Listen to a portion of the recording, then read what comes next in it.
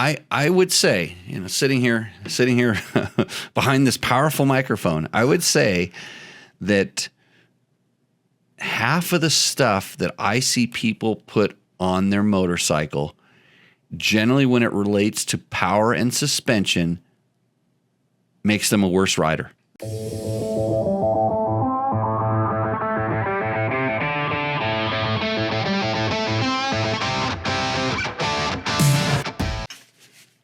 No buffer music. We're too cool for that. Okay, this is your other job. Teeing off here. Okay, I'm gonna clap right now. I'm clapping for myself live from Pahrump, Valley of the Dirt People. It's Tech Talk Taco Tuesday, episode number 228. It's been a long road, and tonight we're gonna answer your motorcycle and motorcycle product related questions, but not without introducing my co-host. His name is Jimmy. Hi guys, the other Jimmy. That's why we don't want to get confused around here. So it's just tonight. It's a Jimmy and Jimmy show. These usually stay completely on the rails. For sure. We like to be very professional and answer all of the questions you might have. So the way that works is you can throw them up in the chat. You can comment on the video. If you're listening at this, the best thing to do is to download this and listen to it as a podcast. And whether you're working or driving and you're listening to this, just yell really stinking loud at whatever device is pumping that stuff. Just yell at it and it'll get back to me. I promise you. So my name is Jimmy Lewis. I'm a washed up ex-motorcycle racer. Now I trail ride. So I know a couple things from years of experience, and so that's how we answer questions. I'm going to have a sip of this. So tonight's by the way, so on this show, typically we started in a Mexican restaurant. If you're not familiar with the story, we allegedly had tequila. So sometimes we allegedly have tequila, and allegedly tonight we're going to do a little whiskey tasting. Right. Yeah. So that usually off my works. request usually. Yeah, works pretty good. Jimmy's a little more of a whiskey guy than I am, but I do have a couple. We'll pass the brands. Offerings are looking better than my place for sure. I'm moving in. We'll a lot of people gift me really good stuff. But anyways, back to the motorcycle and motorcycle related products. This show would not be possible without the help of Yamaha. And we've had all the sponsors that you see scrolling up on the screen behind me, which you can't see right there, but I'm pointing at it. Those were our sponsors. Easy there. So we're working on renegotiating all contracts currently. And Scott Mueller asks, where do I buy Scott's gear? Knee braces and rain jacket. Excellent question. Go to their website. Go to Scott USA's website. Search it. I know it's out there. Actually, if you go to Dirt Bike Test, and I did a review on a Scott knee brace, the knee pad, which, by the way, the knee pad is like one of the pieces of equipment that I hate putting on, and these ones go on and off super easy. It's you slide your leg into it. It's a tube. It's got stuff. I've been riding them now for like a year and a half, and I wash them all the time. And I don't want to put on any of my other ones. So their knee pads are awesome. But yeah, Scott, just go to their website and you can order them there, and they will tell them Dirt Bike Test sent you. Sell them some kook Jimmy Lewis recommended it. So yeah, he says the knee pad. So I'm actually going to order a couple more sets because I want to put them where I have knee pads stashed all over the place, like different gear bags or places stashed everywhere. Right. Yeah. So I'd like to have a couple more because I literally the two or three times that I've had to wear a different knee pad, I regretted it all day long. That's how comfortable they are, and that's how good they are. So got the text messages coming in. Of course, everybody knows they know that I'm live. So now my wife will call tonight. You want to bet on Heather? Yeah, it'd be good to hear from her. But yeah. Oh, you're watching us? Yeah, turn that sound down. My wife should probably call just to check in on me. And then I found out that from buddy Glenn, if you're an OC this weekend, which I might be because I have to do some stuff, Mac Sabbath and the Dickies are playing. Have you ever heard of Mac Sabbath? No. This is a motorcycle show. This is why we talk about all this kind of stuff. It's a Black Sabbath cover band that's dressed up as McDonald's characters. And dude, and they switch the words to the songs to talk about Big Macs and shit like that. Oh God. I saw the very first time I ever saw him. I heard about him. The very first time I ever saw him was the Hard Rock in the joint. Yeah. And we were across the street with my running club. They were having a big event weekend, and we just kind of stumbled over there. And by running, I mean beer drinking. We stumbled over there. One of the best shows, period, I've ever seen, just as far as a show goes. The music was good. I mean, it was just so. My friend Glenn just told me it's all about that. And Marco is telling me, as I take another sip. Go ahead, Jimmy. Oh, Marco Hendrickson.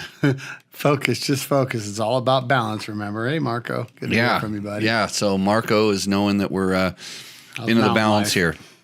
It's all about balance. Hopefully we'll have schools that'll teach you all about the balance in the near future. But anyways, back to Yamaha. Big supporter of this show, of everything Dirt Bike Test does. Trevor has some Yamaha YZ450FX tricks up on the website right now. And I was riding my WR450 all last week, and it's a 23, so it's the older version. The 24 is going to be all new. And that was absolutely 100% the wrong bike to be trail riding up in Idaho. I mean, it's fully it's two-stroke country. It's lightweight. It's KTM 300. That's all you see. KTM Husky 300s. That's all anybody rides up there anymore. Unless if you see them on something else, it's like an old KTM RFS bike, and it's just the motorcycle that they ride on the holiday weekends kind of a thing. So I was up in the middle of nowhere riding around, and I really tuned the maps. I've got such a good map for that bike right now with it running an FMFQ, and I kind of wish I had the stock muffler, in all honesty, because it would have helped tame down the power in some spots. But I got it so good. So if you're looking for a really awesome Yamaha W450 map, send me an email. I can send that out. And Victor, this is not tequila. So anyways, Blue Crew, probably the best thing about the Yamaha 4-strokes is that Power Tuner app. I was out on the trail and everybody's like, "What are you doing?" And I'm like, "Making my bike better." And they're like, "Oh, really?" And I'm like, "Yeah, just tuning." I was tuning the throttle positions. So on that map, you can do the fuel and the ignition, but you can also change the throttle positions and the RPM values, which is kind of high level tuning. So I was doing all this work in the I'll call it 2,500 to 5,000 RPM range, and the 20 to 50 throttle position range, and I just got it. I mean, really, really happy. So, anyways, Yamaha. Go to Yamaha. I wish I remembered the website right now. Search Yamaha. Actually, here's what you do: go to Dirt Bike Test and click on the ad that's on the banners. It's like the second one that comes across, or when you're reading a story like Fresh Dirt, click on that thing, and they'll see that you're supporting us and they're supporting us, and it's all good. And we talk about everything, so we can even answer your KTM questions, whatever KTMs are. I don't ride them anymore. No. What are you riding these days? I'm on a Beta. Beta. Okay. Beta. So you're not a KTM guy either. I still got a 300. Okay. I don't ride it much. And you went up and did a race up at that water park place. Yeah, that was fun. Did you race? Yeah, I did. Did you do the enduro cross? No, I missed out. Sponsored somebody. Yeah. Did good. He did good. Yeah. It was cool. I didn't know they were going to let not everybody have to do the full thing, or else I would have done it. The course was well over my head with just open K rails that are bike legs apart and stuff. Like less than a bike leg apart. It was good. They did serious ones. But they let different levels go around certain things. Okay. Had I known, I could have done a lot of it. But. Yeah. It's just a crash festival a lot of times. Oh, God, is it fun. So we're going to get into answering. Actually, we got a really good question here. So I thought we'd answer it. His name is Brian, and Brian has a really detailed question that he was asking us about. And so we're gonna get into it. I was gonna do like a whole. Actually, I might even break it down, and because every time I think about it, my answers aren't like super formulaic. They're consistent, and I'll probably even have a better answer after I think about how we answered this, because I hardly ever remember what we do on this show. Because I told him, I go, I think we answered your question on another show. So let it rip. Okay, for Brian. First, I appreciate your content. Great job. I'm struggling with my next bike choice, and after watching a couple of your videos, I thought I'd reach out for some help. I have no option to test rent bikes, should consider. He's 6'2", 200 pounds without gear. He rides 60% trail, 40% moto, up at 6,000 feet in Colorado. Rocky single track from 9 to 11,000 feet. He's 50 years old, in good shape, rides twice a week. The speed of an average 40 plus A moto and 30 plus A off-road rider. So fast dude. I've always rode a CRF 450s with factory connects suspension tuned for a blend of both with a bias to motocross.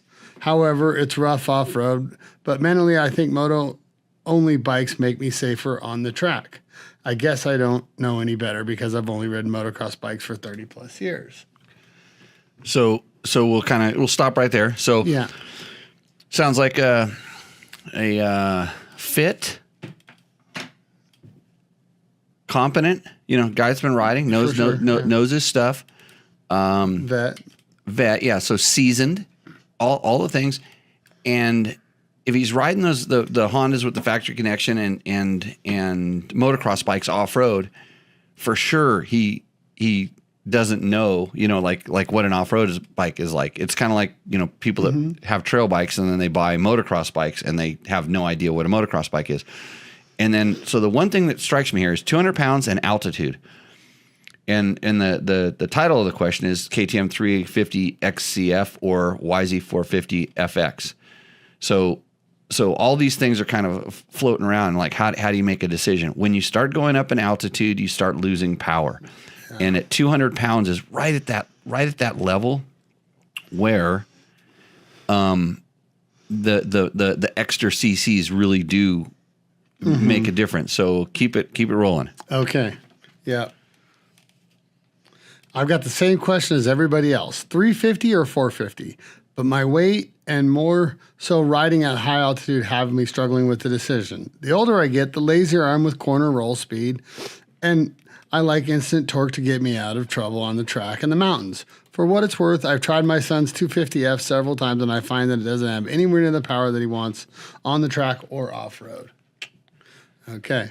I think I'd like to get cross-country bike because now I'm riding more trail and track. I find myself doubling quite often when there's an option to triple. For quality, reliability, and local parts availability, I won't consider anything other than a Honda, a Yamaha, or a KTM. With that said, I'm considering the YZ450 FX and the KTM 350 XCF. I like the idea of a 450 for longer maintenance intervals and reduced need to buy a pipe, twisted mapping, flywheel for fan install, etc. I like the idea of a 350 to be able to flick it around in the woods and improve cornering with less standing up or getting easily upset in ruts and throttle input. Do you have any thoughts on these bikes for my situation and any other recommendations? Do I have thoughts? So that dude gave you lots of information. Evidently somehow our video froze. Is what's and what's really bad is that see how that light's red? That's not good. And this is good. I hear the sound is working just fine, which is good. So I'll just put a picture of me telling you to hold on. Yeah. And maybe these cameras will reboot. This was the problem that I told you about that I was stressing, nervous about before the show. So Tech Talk Taco Tuesday, not without its technical difficulties, but the good thing is the sound is still working. So maybe they'll come back alive. We'll see. Man, he's right there in between all those bikes. So since Yamaha's a sponsor of the show, I'm going to start out by saying just buy the YZ450FX and forget about it. Like we always do. Hey, KTM used to sponsor this show, and I would have told you to buy an orange one. But no, I'm going to tell you, I'm going to give you some stuff to think about. So the biggest thing to think about is between those two bikes, it's do you like to rev or do you like to chug? because that's going to be the number one biggest difference that a rider will feel when they're doing that. So I'm going to see if your camera works. See, your camera still works. Look at me. You know what? I can go. Remember, I told you I have the emergency camera. Watch this. 911. Yeah. See, there's always an emergency camera if I need to do this. So we're back on video. Now you're not going to get the questions and stuff. But thanks, Victor, for pointing that out. I'm having a panic attack. So it's Rev or Chug. Those two bikes are probably the two most diverse, the two most different handling feelings of the bikes. And especially when you start getting into the newer KTMs, they have a feeling of heavier steering, longer swing arm. Because I rode a couple of my friends' bikes. Everybody wanted to ride my Yamaha, of course, last week. So I was riding some KTMs, and it was real obvious to going to the Yamaha, which is heavier feeling but lighter steering. And then depending on what you perceive as stable, like long swing arm for a lot of people feels stable. For me, a long swing arm feels a little bit sluggish, and it's more of a, I don't know, it just changes the way the bike works. Where the Yamaha feels like it's a little shorter swing arm and a little more kind of maneuverable, but not because of weight, but because of just the handling characteristics. Right. So, when he starts talking about not wanting a bike to stand up in the turns, that's almost on the rider. There's bikes that have that character, but it's how you ride when it comes to this kind of thing. And it's a lot of times it's a bike balance issue. I hear a lot of people complain about, my forks are harsh or whatever, and it's generally because they're squatted down in the rear. They haven't played with the attitude of the bike. They're like, who do I send my forks to, or how do I do this? So I think, he talks about like that kind of standing up in the turns. I'm trying to think, that's a Yamaha, an older Yamaha characteristic. Right. Since everything, and even to the 24, 23 YZs, and now the 24 or 22 YZs, and now 23 FX or 24 FX, the direction they're going is to get rid of that, to kind of change it.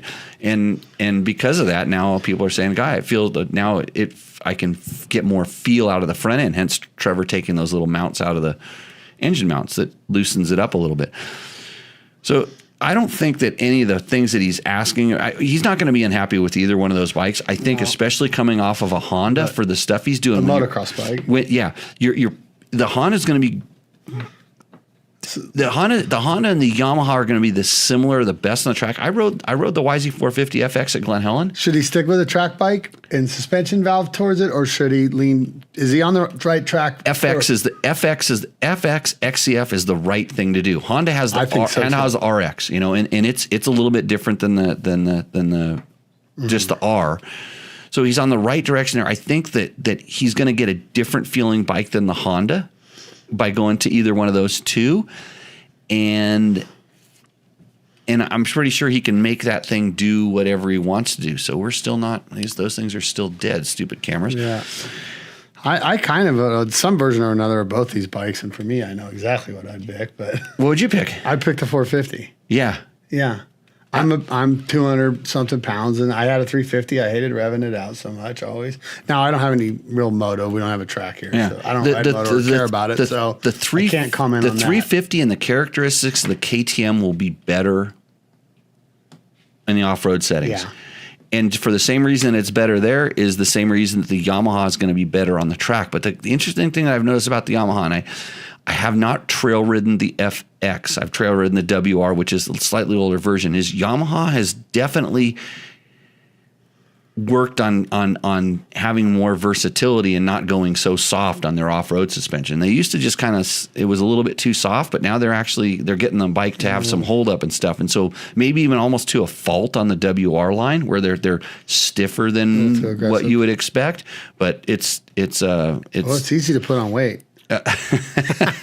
Right. Oh, speaking of that, let's go to round number 2. Let's try the Four Roses. We'll hold that up. But your camera works, so I'm gonna go ahead and hold that up to the camera there. Yep. We got yeah, some Four Roses single barrel. Yeah. So is it a single malt? No, single barrel. Yeah. So bourbon whiskey. Yeah. So I'm sorry that the video's not working, guys, but the audio is. So you're just gonna have to listen to it as a podcast. But you can still type your questions in the chat, and we will receive those. So we've completely not helped this guy one bit at all. No, I think I have. I don't get the Yamaha. Seriously, I don't like 350s. I do. It's for longer intermediate, longer maintenance. No maintenance on the. Okay, so I'm going to just break down those. No difference in maintenance. Period. Oh yeah. For the same reason that you're looking at those particular brands. I don't think there's a bigger advantage to buying a pipe for either of them. That you would get the same increase in performance from doing the pipe if that's what you want to do.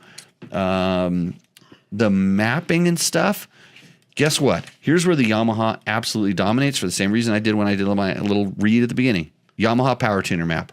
Yeah, dude, comes with it. Right? You have the full-on map coming stock with the Yamaha, so that's a win there.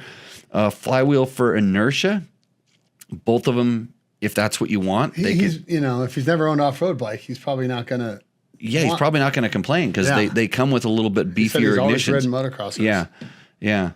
I think you're a Yamaha guy. You join the Brew Crew, and then I really do. I'm similar to this guy in weight and age and all that. And we got a question from Flynn 825. Oh, where is that on the thing? We got 5 things. Hold on. Do we? Oh, Flynn, there. Do you think the FX and WR are too similar? Meaning too close to the same? No, they're just different enough to where it pisses me off because I kind of want a mix of both of them. But because we may have really screwed up because I noticed that we didn't actually start the recording here. Oh boy. Yeah, I know how to fix this kind of stuff later. Maybe that's what's jacking up the whole stream. No, the cameras are still dead. Oh boy, another technical difficulty night here in Tech Talk Taco Tuesday. You can always support us by clicking through our links at Amazon and Rocky Mountain on our website, and then maybe I can. Flynn seems to think that just the muffler's about the only difference. No, okay. So in the difference between WR and FX is same engine, same transmission, but the WR comes corked up. And it comes with an intake restrictor. It comes with a much more restrictive muffler. And it comes with a locked ECU. So on the WR, you have to, if you want to get the most out of it, you have to buy the competition ECU. And then you got to take the intake restrictor out and the throttle stop. Mm-hmm. So there's a throttle stop on it too. Where the FX is a full-on race bike. And you have everything you need there. This is smooth. That is fantastic. Yeah. So camera is not dead. Well, Jimmy's isn't, and then we can go to the emergency camera. But the other two are. Oh wait, no, they're coming back alive. Jimmy, look. No, they're blinking green. I wonder if you walked around and turned them off. I can reboot that one right there. That's red. No, the red one's the good one. The red means it's recording. It's the one that's behind. So yeah, if you go behind and do, let's try that one. I'll do it. Okay, so now I just totally lost track of the WRYZ. So the engine is the same, but when I don't know if that was the right way. No, it has a battery. The button on the top, you push that in the back. See that one? Just hold it down, and it'll make some beeps. Right, and then now push it one more time and fire it back up again. We'll see if it comes back on the internets. So no, you got to hold it longer. Yep, I'll figure it out. Go ahead. Yep. Hold that for a little bit. And but then the suspension components are a little bit different, mostly in the lugs that clamp the forks and there's so the pinch on the lower fork clamp is different, and it has all the stuff for the odometer. And then the WR comes with lights and an ignition system that will give it plenty of power to work the lights. So they are quite a bit different in that aspect. The plastic's different. Lots of little things that you wouldn't know. I would I think don't touch that guy. Oh, we could do that in a minute, possibly. Let's see if these other ones come back alive because they're doing their hunting. All right, but I think Jerry Bernardo likes this particular angle. It's good for my the club that I got abducted to. It's it's Fuck You Racing. It's the good club with a bad name. And if you're wondering if you're looking for some bedtime reading, all better. Oh boy, Jimmy fixed it. So computer genius. Go on Amazon and buy this book, and then and then you can have it'll make you feel better about yourself. Right? So so big differences between that. Thanks, Rick. I think we got it back here. Check this out. We're back live, and I'm even recording this stupid show now. So first try. Yeah, waiting for my wife to call. It's about that. So okay. It's I think if it were my money and I were doing it, I would probably buy an FX and add lights. So look at Trevor's, on Dirt Bike Test, look at Trevor's bike. I would probably go that direction if I was just looking for a single bike, one bike to do it all. Because the lights, you have it's wired to the battery, you have the plug, you put it on there, light on, number plate back off, easy to go to the track, so all that kind of stuff. WR is a little bit of work, but I always say if you're not going to go to the track, get the WR. If you're going to go to the track, get the FX. And I have other bikes for the track. I have a YZ125. That's the one I take to the track. So there we go. So Brian, I will now that we recorded half of your question, I'll have to do a standalone on this question again. And so you're Yamaha too. I thought for sure you're going to go KTM 350. What's your beta is a 390. 390. So yeah, that's a 350, Jimmy. It's not though. Well, it's to me it's not. It's better than a 350 because it's I had a 350. 390. I don't know. Mm-hmm. You had to rev the piss out of it to get anything, and I'm lazy for that or something. So when you were riding it, were you like when we talk about revving the piss out of it? Were you ever using the we'll call it 10,000 to 13,000 RPM? Oh, probably not that high. No, I just kind of where it liked to be was probably around 8,000 or something, and so the chug as well. Now that was a 19, so I know they've changed them since then. Right, and they've definitely worked on more torque. Mm-hmm. That's what it was. That's what my complaint is, just torque. So I always kind of wonder when we're talking about this, like people say, I want more power, I need a 450, and then they talk about their 350. It's like where were you riding? Yeah, no, like, I just didn't like where it got the power. Right. Okay. It was too. You had to rev it too much to get the power that you wanted. Definitely had all the power I needed. Right. Don't get me wrong. Yeah, and that's something else for people. Even 250Fs, like they make plenty of power, but do you want to hear it? Do you want to? Do you want to hear it? Do you want to kind of sing it at that level? I grew up in a world where if your stuff broke, that was gone forever. Blew my dad's boat up. It was done forever. Yeah, that's ingrained in there, Okay, so it is.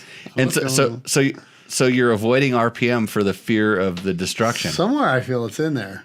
Beat into my core. Mm-hmm. I mean, I think if your bike blew up, did you get a new motor? And yeah, you probably did, or else you wouldn't have got where you did. Well, no, I was racing professionally, I never blew. Not an 8, you weren't. No, I had an XR80. And it's hard to blue. Never mind. I ported it myself without ever rebuilding the motor. I just took a Dremel tool, and I knew that porting involved a Dremel tool in the intake track, so I did it. And we couldn't figure out why my bike didn't run the same as my brother's because I made it faster. Okay, so we're gonna run a couple questions here. I'm gonna see if I can bring these up on the screen while you get this one. So Peter Larvson is talking about Trevor's KLX 300 versus CRF 300 dual sport video. Oh yeah, that was the Big Bear one, right? Yep. Okay, holy smoke! You just sent it with those little stock bikes. Amazing compared to the other dirt bikes. You just proved that the rider competence is more important than the bike. Something to really consider for all those weekend rider that thinks you need to buy an expensive bike and add a lot of bling. All right. I'm going to try to adjust this on the screen so that they can see where we're getting our stuff from there. Dude. There's our question. Yeah. Yeah, they sent it. Those kids. That's a good comment. I should reply to him. I should say I'll do the automatic. Hit him with the thumbs up, man. A thumb. Hold on, I got to get over there. I got to work this screen over here.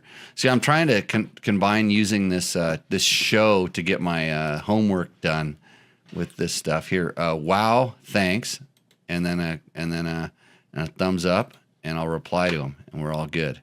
Boom. Yeah. What does IG Gastaldo say? Gastaldo. Money doesn't buy skills. At the end of the day, it's always 70% rider and 25% bike. Well done. Do you want to argue? argue? Buy some skills with money. Right? I think you can. Oh, by going to a school. Things like that. Okay. Yeah.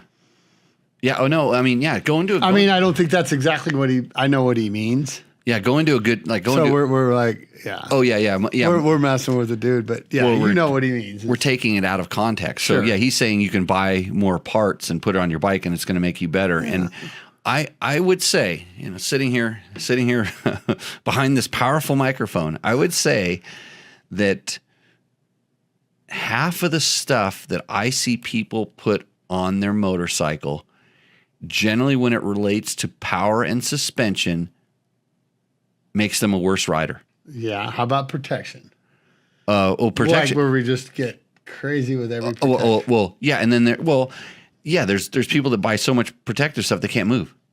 But they should. And their bike. They put everything on there. They put everything on it and impedes the way that the bike works. Yeah. Yeah. Adds up. I would say 25% bike. That's a good question. So how?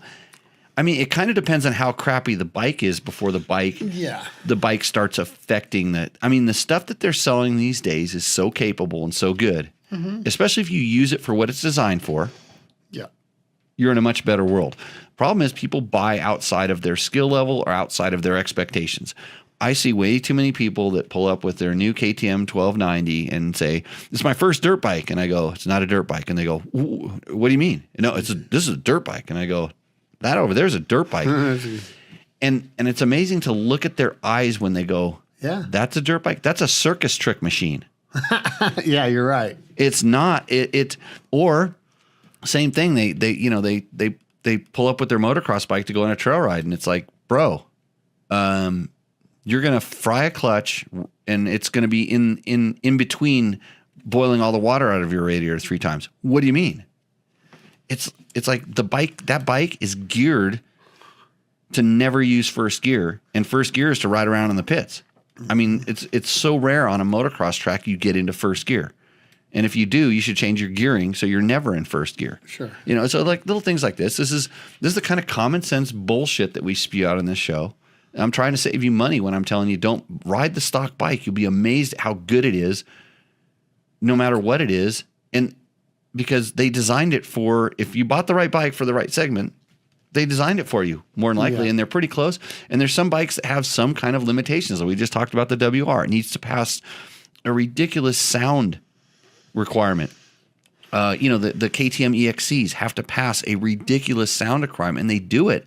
And it's not the sound that's coming out of the muffler that's impeding that bike. It's the sound that's coming out of the airbox. It's the sound that the tires makes. It's the sound that the chain slap makes. Nice. And it's like those 3 things are not preventing you from going riding. The tires, tires make a big difference, but not so much. So, anyways, that's what's our next question here? From the modded life. I'll get the you capital U said the IMS tank transferred over from the 2023 model. So it's the same tank, same mounting. Just wondering then if the 23 Acerbis tanks would fit on the 24. So if the IMS tank will fit, then generally the Acerbis tank will fit generally. And I'm saying this because Sometimes one of those companies makes a slightly different shape, and maybe if the manufacturer made a little shrouds changed, the angle of the motor changed, little things like that, then they won't. But the in all honesty, the best thing you can do, I'm going to give them a thumbs up. The best thing you can do, go to the website and see if they offer that model. And a lot of times it's because it's so early in the season, even though it's really not that early for 2024 right now. You're kind of having a compromise because it takes a little while to build this stuff. Yeah. So to make it work. I want to see what does the Modified Life have on his channel. I want to check. He has a daughter doing a walkover. I've been there, my dude. Yeah, I haven't. Yeah. I'm currently signed out. I just signed out of my. I have to sign back into my. Jeez, it's technical tech talk Taco Tuesday difficulty show. Welcome back if you're just joining us. My name is Jimmy Lewis. This is Jimmy Tyler. We answer your motorcycle related questions with no nonsense answers. Type them in the chat. Yell at your podcast device, or give us. You know what? If you subscribe, if we get 20,000 subscribers on this show only, then I'll do a whole show where I just do push-ups for 2 hours. What does Mike's Island? Mike Island want to know. He wants to thank you for covering dual sports. Great description of the luggability difference between the CR50L and the XR650R. Wow, he said I did a good description. Yeah, that's nice. I appreciate that, Mike. Thanks. I gave you a thumbs up. It's fully a thumbs up on that one. Oh, Vando Inusat Vando 168 0168. Yeah, Vandusen slot. Yeah. Wow. Amazing for your video of the KTM 390 Adventure full test video. I admire you. You are a good driver. I love your video. Thanks for sharing. I'm glad you liked it. You're a driver? Well, actually, in that video, the majority of the video is my wife. Your motorhome? Well, no, we never put it on the back of that'd probably be a good test for that bike is to put it on the back of a motorhome. But you know what? I saw something. As I scroll through the YouTubes and I see videos and they get recommended to me. I saw, and tell me what you think of this. I saw a Yamaha Tenere 700 versus a KTM 390 video. What? Well, because nobody's ever done it is why. Duh. Oh, okay. Makes sense. Why aren't you thinking that way? Well, I mean, that's like comparing an XR650L with a CR450R. Yeah. Oh. What are you going to, I mean, no, it'd have to be the same segment because they're both adventure bikes. The Tenere, and so it'd have to be the same segment. So it'd have to be comparing an XR650L with an XR150. Yeah. I mean, it's just two completely even. I don't want to say XR650 versus CRF300 because those are close enough together where you could do a comparison. But a Tenere, a 700 versus you're doing a full size bike compared to a medium size bike. David Smith? Dave Smith. That sounds like an alias. You guys are animals. Talking about Trevor. Yeah, he's talking about Trevor. We're going to see what Dave Smith has. No videos at all. That dude's in hiding. He's in hiding? That's the most made up. Let's see. Well, what about Vander? What is he? The guy who was asking that question. Oh, he's an outdoor. Oh, those are motorcycles, huh? Camping in the forest with cooking, sleeping bag, hammocks, and tents as a team. Those are like them Indian motorcycles. Those guys can ride in flip-flops and stuff, doing wheelies. Yeah, low pipes. Yeah. Whatever. Welcome to forestry and camping. Join us for immersive adventures in forest. Wow, you should go. What country is he in? United States. He's from the United States. Why don't those bikes look like our bikes? I don't know. Well, he's got a channel that it's called Forestry and Camping. So I like those Vietnamese things. Those guys can really ride like crazy. I should share this on the screen. I can do it right now. If you're watching, you will get to see. We're gonna plug the heck out of you. Yeah, I think this goes live on the screen, doesn't it? Oh no, it's the wrong one. I know how to run my programs. There we go. Here's his thing. I'm going to try to get it. Oh God, I can't find the cursor. I'm a good computer operator. I have to pull the whole damn thing down over on this screen here. One of these days, let's see. Is that the one that's highlighted? Yeah, there we go. Forestry and camping. So go check his thing out if you're into that kind of stuff. So we at Dirt Bike Test, we kind of test everything. If you were wondering. As an extensive background in racing, you see I don't use it much. So, okay, next channels and comments and questions. We're going to go here. We need to get to the Facebooks and complain about it. Hey, does anybody want us to bring back Rooster Endo? Just throwing that out there for the peoples, the people. And I know we're getting comments right now, so we got to go back to the comments right here. Marco Henriksen's watching and learning. You guys are awesome and keep them coming. And he's got a little emoji thing. Something there. Let's see. What does Marco Gregory, the Mountain Man up there? what does Gregory Edinger have for It us? is important to have fresh tires. It's more important to have fresh tires than horsepower, etc. Put your money on the ground first. I couldn't agree with that more. That's a good way to word it, too. Put your money on the ground first. So when I think about when I modify a bike, I think about the things that I'm really concerned with, and I get a lot of stuff for free. In fact, most of it. And I'm really concerned about where my motorcycle touches the ground, that's the tires, and where I touch the motorcycle, that's handlebars, and foot pegs. And grips. And then everything else is kind of a subset of that. Once those are dialed in, then I work on that. So Greg, good. Thank you for pulling that. That's the nugget of knowledge tonight. If I had a kid that used to sit through and watch these, like there's this kid that used to do that, and he'd pull out the more you know, do do do. Now we use this sound. Yeah, that's what you need to know. What does Flynn 825 want? Oh, besides SAG, what budget suspension tips do you have? Okay, so we just gave it. We're on to the Angels Rye. We got some rye coming? Right. So that's what I want. So besides SAG, what budget suspension tips do you have? Budget.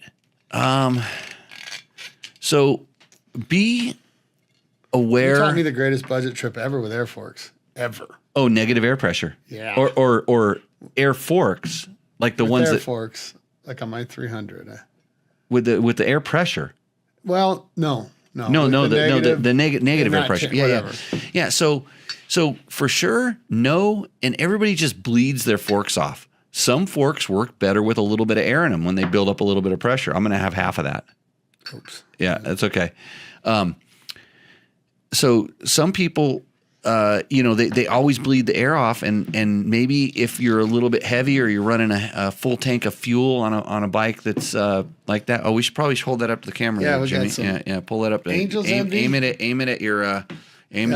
Angels Envy, finished rye. Yeah, there we go. Yeah. So nice rye from somewhere. So yeah, the air pressure in the fork is a huge one, and then just bike balance. So SAG is part of bike balance, but how high your forks are. Slide being able, you can adjust the angle of the bike. That's free. If depending on the fork, sometimes you can actually make your own preload spacers. If the $150 for the fork springs is too much, sometimes just going a little extra preload can kind of help that out. Oil levels in the forks, and even if it's a cartridge fork, the outer chamber oil level, adding or subtracting oil from that, and you do not have to disassemble the fork to do this.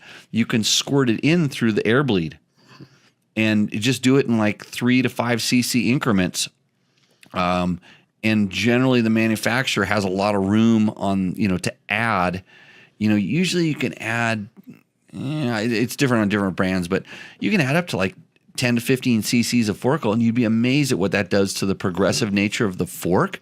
And if you need to take it out, well, you can take the fork off and pour it out of that hole, or you can also, because I've done it before, you can manipulate the motorcycle and get it to go upside down, because I've done this on the trail. I'm like, I hate this bike right now. I need to get some oil out of the forks. We've put it up and tilted it up and opened the thing up and poured oil out of the bleed hole. Yeah. And you have to push on because they're airtight, so you have to kind of push on the wheel to kind of squeeze it down. You can actually lay it over on its side. If laid over on its side, have the wheel up, it's slight downhill, open the thing up and Compress and the front end a little. squirt some Smidge. Tire pressure makes a huge difference, and most people I know err on way too much tire pressure all the time. They're because they're flat. They're afraid of getting flats, and we run a lot of mooses. But I'm particular about this also. But dropping down the air pressure is a good free one. Fork height. Yeah, fork height says Gary Barfoot. That's good. Appreciate that. And let's see. Yes. Rooster window is where it's at. Marco, you're either having too much of this Angels Envy rye, or you are talking at your phone and it can't understand you. We really shifted gears here with this one. Oh, really? Oh yeah, we went from a 125 to a 450 or something here. Good, just different. Really good. Definitely, that's a flavor explosion in your mouth. Yeah, it's a different ballpark. There's a lot of stuff inside of that. A lot of flavor there. But it has a weight. This is like a Yamaha WR with the stock pipe on it. Yeah, you got to wait for the power to come on. It comes on, and it's not a little; it's a lot when it comes on. Yeah, so you got to get the revs up. Got to get the R's up. So okay, Flynn. Hopefully that helped you. I think we hit most of the things, and then play around with your clickers. Honestly, do the clicker thing and see how well that works out for you. What is Gary Barfoot? Barfoot. How is the comparison between the 24 YZ450FX and the KX450X coming? Which one is better for tighter East Coast type racing? Seems like the question comes down to FX trans versus KX engine and chassis. That's a Trevor question, because I don't have either of those bikes, but I know he's been riding a lot. He's going to have a lot more of a West Coast bias in that. Sure. Who I got to talk to out at the Vegas Torino was Grant Baylor or Stewart. Was it Stu Baylor? Yeah, Stu Baylor. Because they had a team. Yeah. Yeah, and he rode with one of the girls that rides for his team, and then her dad, and who else? But they just showed up and rode Vegas Torino. Oh, that was pretty cool, right? Yeah. And so I know and you can listen to him talk about just why he chose the KX. I heard him talk on a podcast. Actually, he has a guy that works with him that probably did a big show on the whole thing. That would talk about that. But, this show is brought to you by Yamaha, so there's no comparison between the 24 YZ450X and the KX450X because you would do us a favor by just buying the Yamaha and say the only reason Cowie was making an X model again. Yeah. The only reason you'd buy the Yamaha is because dirt bike tests incredible influential power in the power sports market. Yamaha's been making X models a lot longer. Yeah. Whatever that's worth. It's funny because when I saw the Kawasaki doing that, it's such a small change. It's really, you want to talk about, like he said, is there a difference between a WR and an FX? Yeah. Is there a difference between a KX and a KXX? Okay, besides kickstand and 18? And not a lot. Yeah. Not a lot. Yeah, not a lot. But it's nice. It's nice that you're starting that much closer. Sure. If you're going off road, it's nice that you're starting with that much less of a platform. And it says something for off road in general where. Well, they finally realized that's where people are really riding these things. Sure. And I promise you, if you're kind of like a vet rider, we'll say more seasoned rider, I have found that on most motocross tracks that aren't really jumpy, if you're going to go do arena cross in a barn someplace, don't get the X. But if you're going to be riding outdoor tracks, the X model might be a better motocross bike for most people. It doesn't matter which brand. The Honda, the Yamaha, the KTM, the all of them. That helps this guy's question too a lot. Yeah. Derek, I think, or whatever. Speed Toad says yes. Yes. Sweet. He agrees. I'm going to give him a thumbs up. I agree with Speed Toad too. Utah Desert Racer. Is it okay to stay tube guy, or do I need to get set up with the times get up with the times with a moose? I ride near St. George. You get flats? Oh, you harken back to a memory I had. Your young son, remember Logan, that kid? Yeah, you live with the guy. The detonation. Yeah, detonation. Remember there, didn't I? That wouldn't talk. and he Yeah. fumbled on all the questions. This one, Logan, if you're listening, and I know he doesn't, so I'm going to actually pay him a compliment right now. Yeah, thanks. So don't tell him to ever listen to this show again. No, he'll be floored. This question was actually all written properly. I don't know why I blew it so bad. Yeah, you couldn't put those words together. Yeah. No. It's okay to stay a tube guy. I rode all last week on tubes. I was just in a rush to switch the tires on my bike before I left, and there were tubes, and I didn't have mousses prepped, and it's messy, and I just said, screw it, I can bust out these tires, and I was fine. Ran 12 pounds and had a great time on my tires. So I was never a moose guy for a long, long time because A, they were impossible to get back in the day. B, I was scared of them until I started racing as a factory rider and got them for free, and then learned how they worked and learned how to install them properly and learned that if they're done properly, then it's not a problem. Right. And so if, like I said, no problem being a tube guy, Utah Desert Racer rider, no problem. Gary Barfoot. Barfoot again. Cheap trick. Align fork height with the axle so they are not binding. Oh, that's huge. That's good too. Yeah. Yeah, fully. So what he's talking about is make sure that when you're putting your front wheel on, that the axle goes in smoothly and slides in there. Your forks aren't at different heights. So a lot of times the way to correct that is once you would tighten up your axle and make sure it's all, hopefully it's good. But then with the wheel just with 0G on it, just touching the ground, then you torque your triple clamps. And make sure that the heights are consistent. I'm pretty sure as long as your forks haven't been jacked with, if your height is the same on both sides, your axle height should be the same. Yeah. But I have seen people that do, different spacers. I've got forks back that a suspension guy left like a 2 mil shim out of a space or something inside of there, and all of a sudden it's like, God, why isn't this thing lining up? My axle's not going in. If your axle's not going in, something's bent, something's not right. So that's good.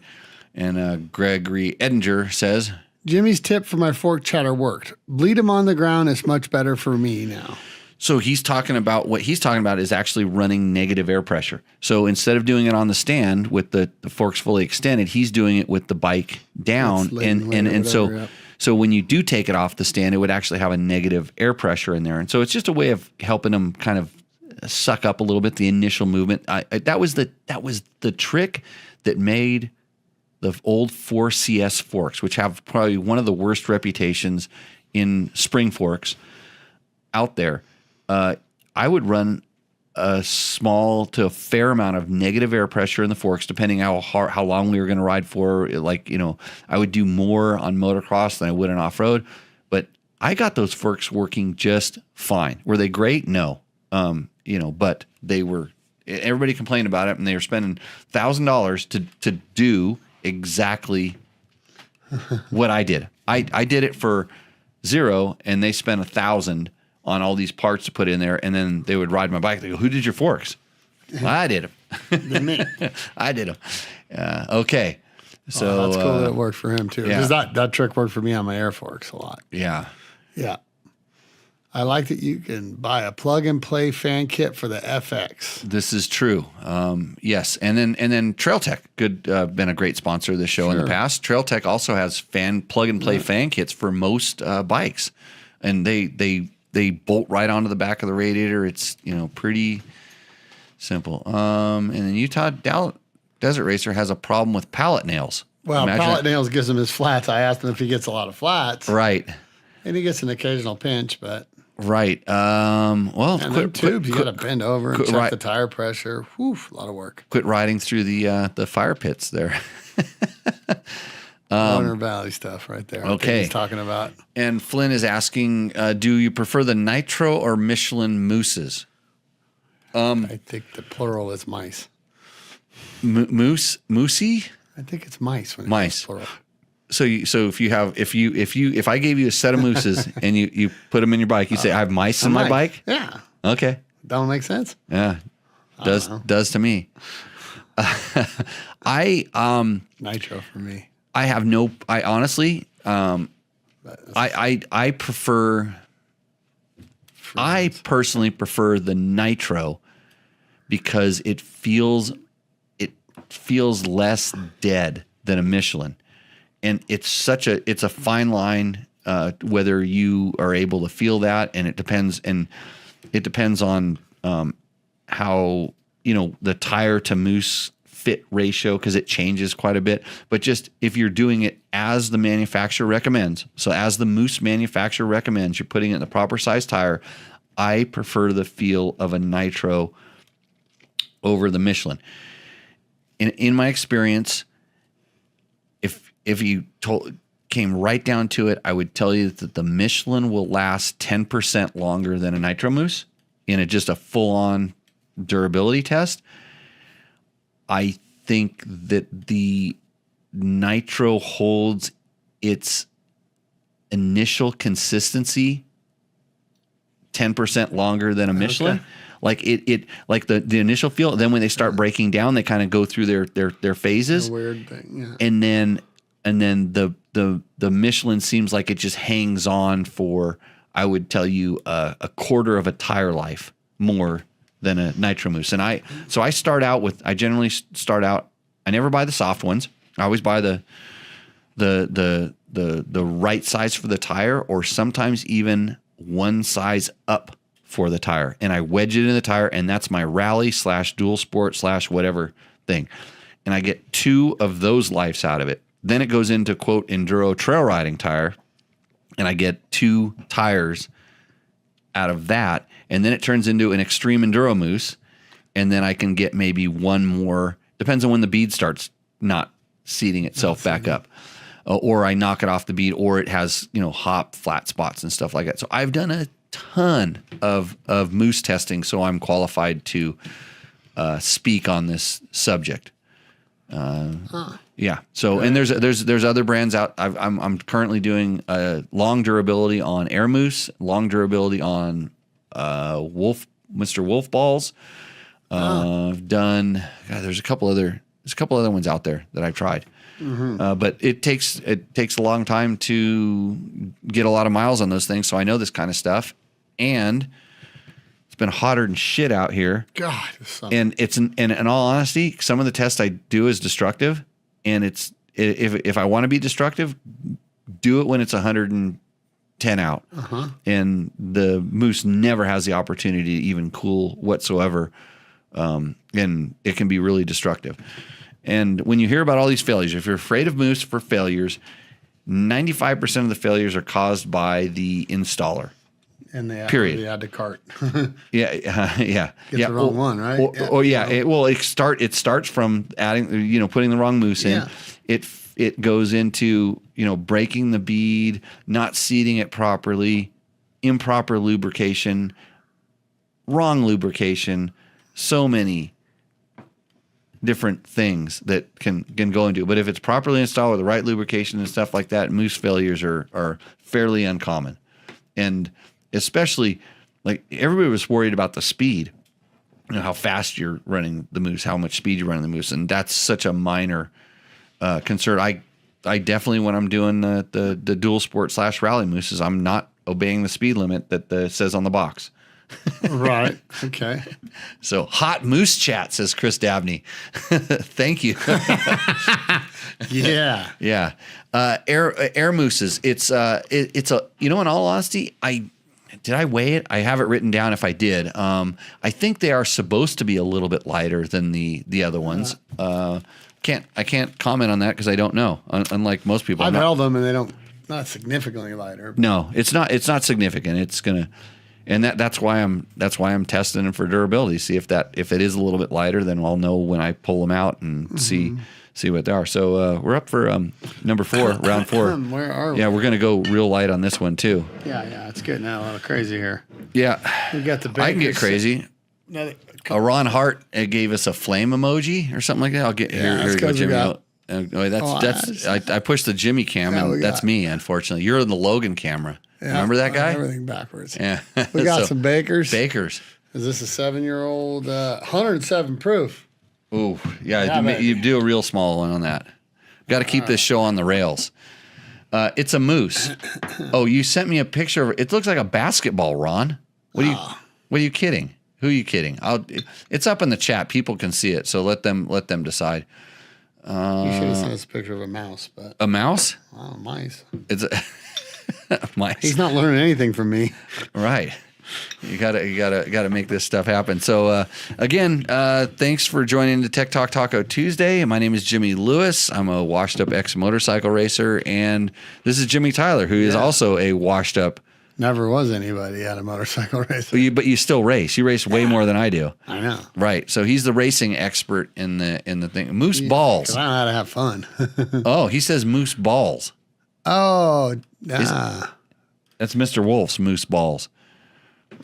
Ron's having a hard time typing. Maybe he's having some of this stuff too here. Okay, back to the hot chat in the comments. Oh, got it. I'll get it up here. Let's find a good one. There I wanted, but okay. Oh yeah, that's a good one. It's funny how he words it. What's his name? Neil Bradley, 6571. Every Kawasaki ever made has a horrible airbox design. I believe it's on purpose now. They're going out of their way. I think it's just not a primary thought. You know, in all honesty, KTM, when they had the side airbox thing, okay, like Husaberg got it.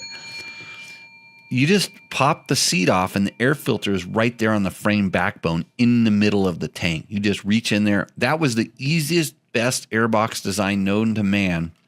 And this is back on the Swedish Husabergs. Right. They made that bike simple. They made it for people with big hands that were going to work on a motorcycle. You could get to stuff on that thing. Now, when KTM took them over and then they had that same airbox design, they figured out how to take something and make it. The airbox was awesome, but the rest of working on the bike, forget it. But KTM had their airbox on the side, you know, with the quarter turn Zeus fasteners. Yeah. And it had a metal clip that just pulled out. It was toolless airbox design. Beta was always really good about having toolless. You know, you push a button on the seat to get it in the old days, and then you pop the side cover off in the newer days. I think it's just that Kawasaki just hasn't evolved on that much, and I don't know that the newer one I think has more of a kind of a clip position thing. I haven't had one for a while. Yeah. So yeah, I mean, if you're off-road racing and you do air filter changes, that would be a critical concern. But if I were doing normal riding and stuff, as little as I have to change the air filter in most circumstances, I don't think it's that much of a concern. I have an IMS. Think they do it on purpose though. No, I don't think they go, haha, we'll get those guys. Haha, yeah. Yeah. You will laugh.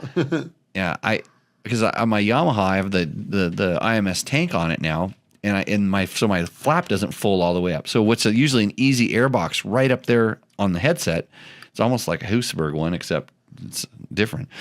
Since that airbox, and I know they tell you can clip the airbox cover and then it lifts off as opposed to has to roll off those pins, but this is good. I don't think this is as good as the Angel's Envy. Yeah, the Angel's Envy has a lot of flavor. This is they're all in different ballparks tonight. That's for sure. It's but for 107 proof, it's smooth as. Yeah, it's super smooth. You don't notice it until you start talking and you feel that there's not air coming out of your mouth. Yeah, a little fire breath. The fire, yeah. Yeah. So, yeah, D-Mice. Old Miss. Well, this is going to be my next supermoto build. About to grab a 23YZ 450 FX for 75 hundo in Iowa. Very excited. Yeah. I don't know why you're going to turn it into a supermoto build. That's a mistake if you ask me. Same. They're great dirt bike. Don't those cost a lot of money really to do right? Like that 7,500 bike's going to go to 15 grand real quick, right? Yeah. You cut forks and Ron wheels Ron has decided that he's going to put his glasses on before typing anything else. Okay, Ron, we appreciate that. And we got our whiskey glasses on, so that should help. Yeah. Chris Dabney says he had to tilt and lower. What did he have to tilt and lower? The glass? Maybe the air filter. I don't know. Yeah. Has anyone ridden the Husqvarna Norden 901 Expedition? Looks like a great stock setup. I've putted one around. Not extensive testing, but I actually when I was someplace wherever I was riding at, I ran into some guys that were out there and they had a Tenere, and the guy let me ride his Tenere because he'd done some stuff to it that I wanted to check. So I literally rode it around the parking lot because I'm this throttle response thing. And but the other guy had a Norden 901, and we were talking about just the kind of KTM 790, 890 platform, which the Norden is based on. Oh, and, okay. And he confirmed that the Norden is, I would say, a little bit more of a comfortable bike than the 790, 890 for that. So until I ride one, I can't say, but I think I think they've done a good job with. Is it an adventure bike or what? Yeah, it's a KTM 890, but the Husky version of it. Yeah. Gotcha. So Ron, now he's backing up from his glasses claim and going to Wild Turkey 116.8 proof. Gasoline. You do what you got to do. Turpentine. Rick Levon. Yeah. How much do you trim down your bars for cross country bike? You're asking a couple desert donkeys. I know. Right? Yeah. Trim down the bars. In all honesty, Rick, I did do a lot of racing all over the world and back east a fair amount. And it kind of depended on the race and how much they were going to do. Like the National Enduros back in the days, and I don't remember the specific. I mean, Scott Summers, I remember had his bars down to like something like 26 inches, something ridiculously narrow. And coming from a guy who never had to trim his bars, just creosote bushes, it was very awkward for me to start narrowing them up. But it really depends on your racing, and then what's your margin of error? Because I always ran wraparound handguards because I just didn't want to get smashed. And man, was I thankful I had my Achirby's wraparound handguards on my WR this weekend where I was riding, because I clipped a couple trees that it was just enough to go, man, I wonder if that would have just folded the flag guard back and had the lever, getting my finger. Grabs that. I don't know, because I tend to ride a little wide. I don't really hug the edge of the grips. I tend to ride a little bit wide on my hand. So I think most guys are trimming them like half an inch off of standard bar setups. But what do you think about guys kind of trimming their bars down to get taller guys? Rather than rising them, trimming them down to get, I'm gonna exaggerate it, to get a little more. Oh, that's an interesting thing too. So they're making them more narrow so their arms can get longer. So they're basically taller or whatever. They feel somewhat taller. I don't have a problem with it. And as I've learned to ride better, I realize how much less I need the leverage on the handlebars. Mm-hmm. So that's not so much of a problem anymore. But it all comes down to personal preference. And I imagine if you're like, if I'm trail riding, I'm not too worried about it. If I'm racing and I'm thinking it's going to save me a few seconds here and there, I'd start considering it and go look and see what the fast guys are doing, and ask them why. And if they can explain it to you, then they probably have a pretty good reason. If they just did it because somebody else did it, go find out who that somebody. Go find out who that somebody else is and ask them, and see. Flag style handguards also asks Rick.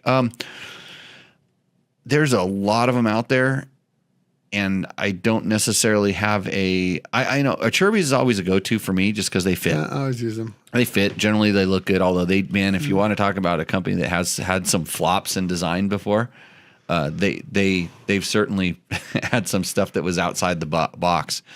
Enduro engineering. Tough. Yeah. There's flags. Some, they're really. Yeah, there's some that bolt pretty rigid onto the handguard, onto the bar, and then they have literally a kind of a bar. They're held on with a nice bar. Mm-hmm. Enduro engineering's got some that mount to your stock clamps now too. Okay. Which is cool if you're running out of room on your bars.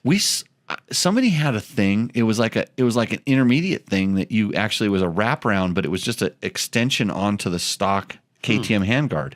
It was like it would turn your stock one into a wraparound. I saw this up with one of my buddies that I was riding, but I don't know. It depends on how rigid and strong you need them to be, and how much you need them to what you like. I Can't go wrong with the Turbis though. Yeah, and then they all have different looks and things. Sycra always had some good ones. Not the best looking ones, but they're tough. Yeah, they were tough. I'm trying to think of some of the different ones that I've had. Hey, you can buy them for like $7 on Amazon. Yeah, they probably say a Cherokee spelled with one letter different. Yeah, exactly.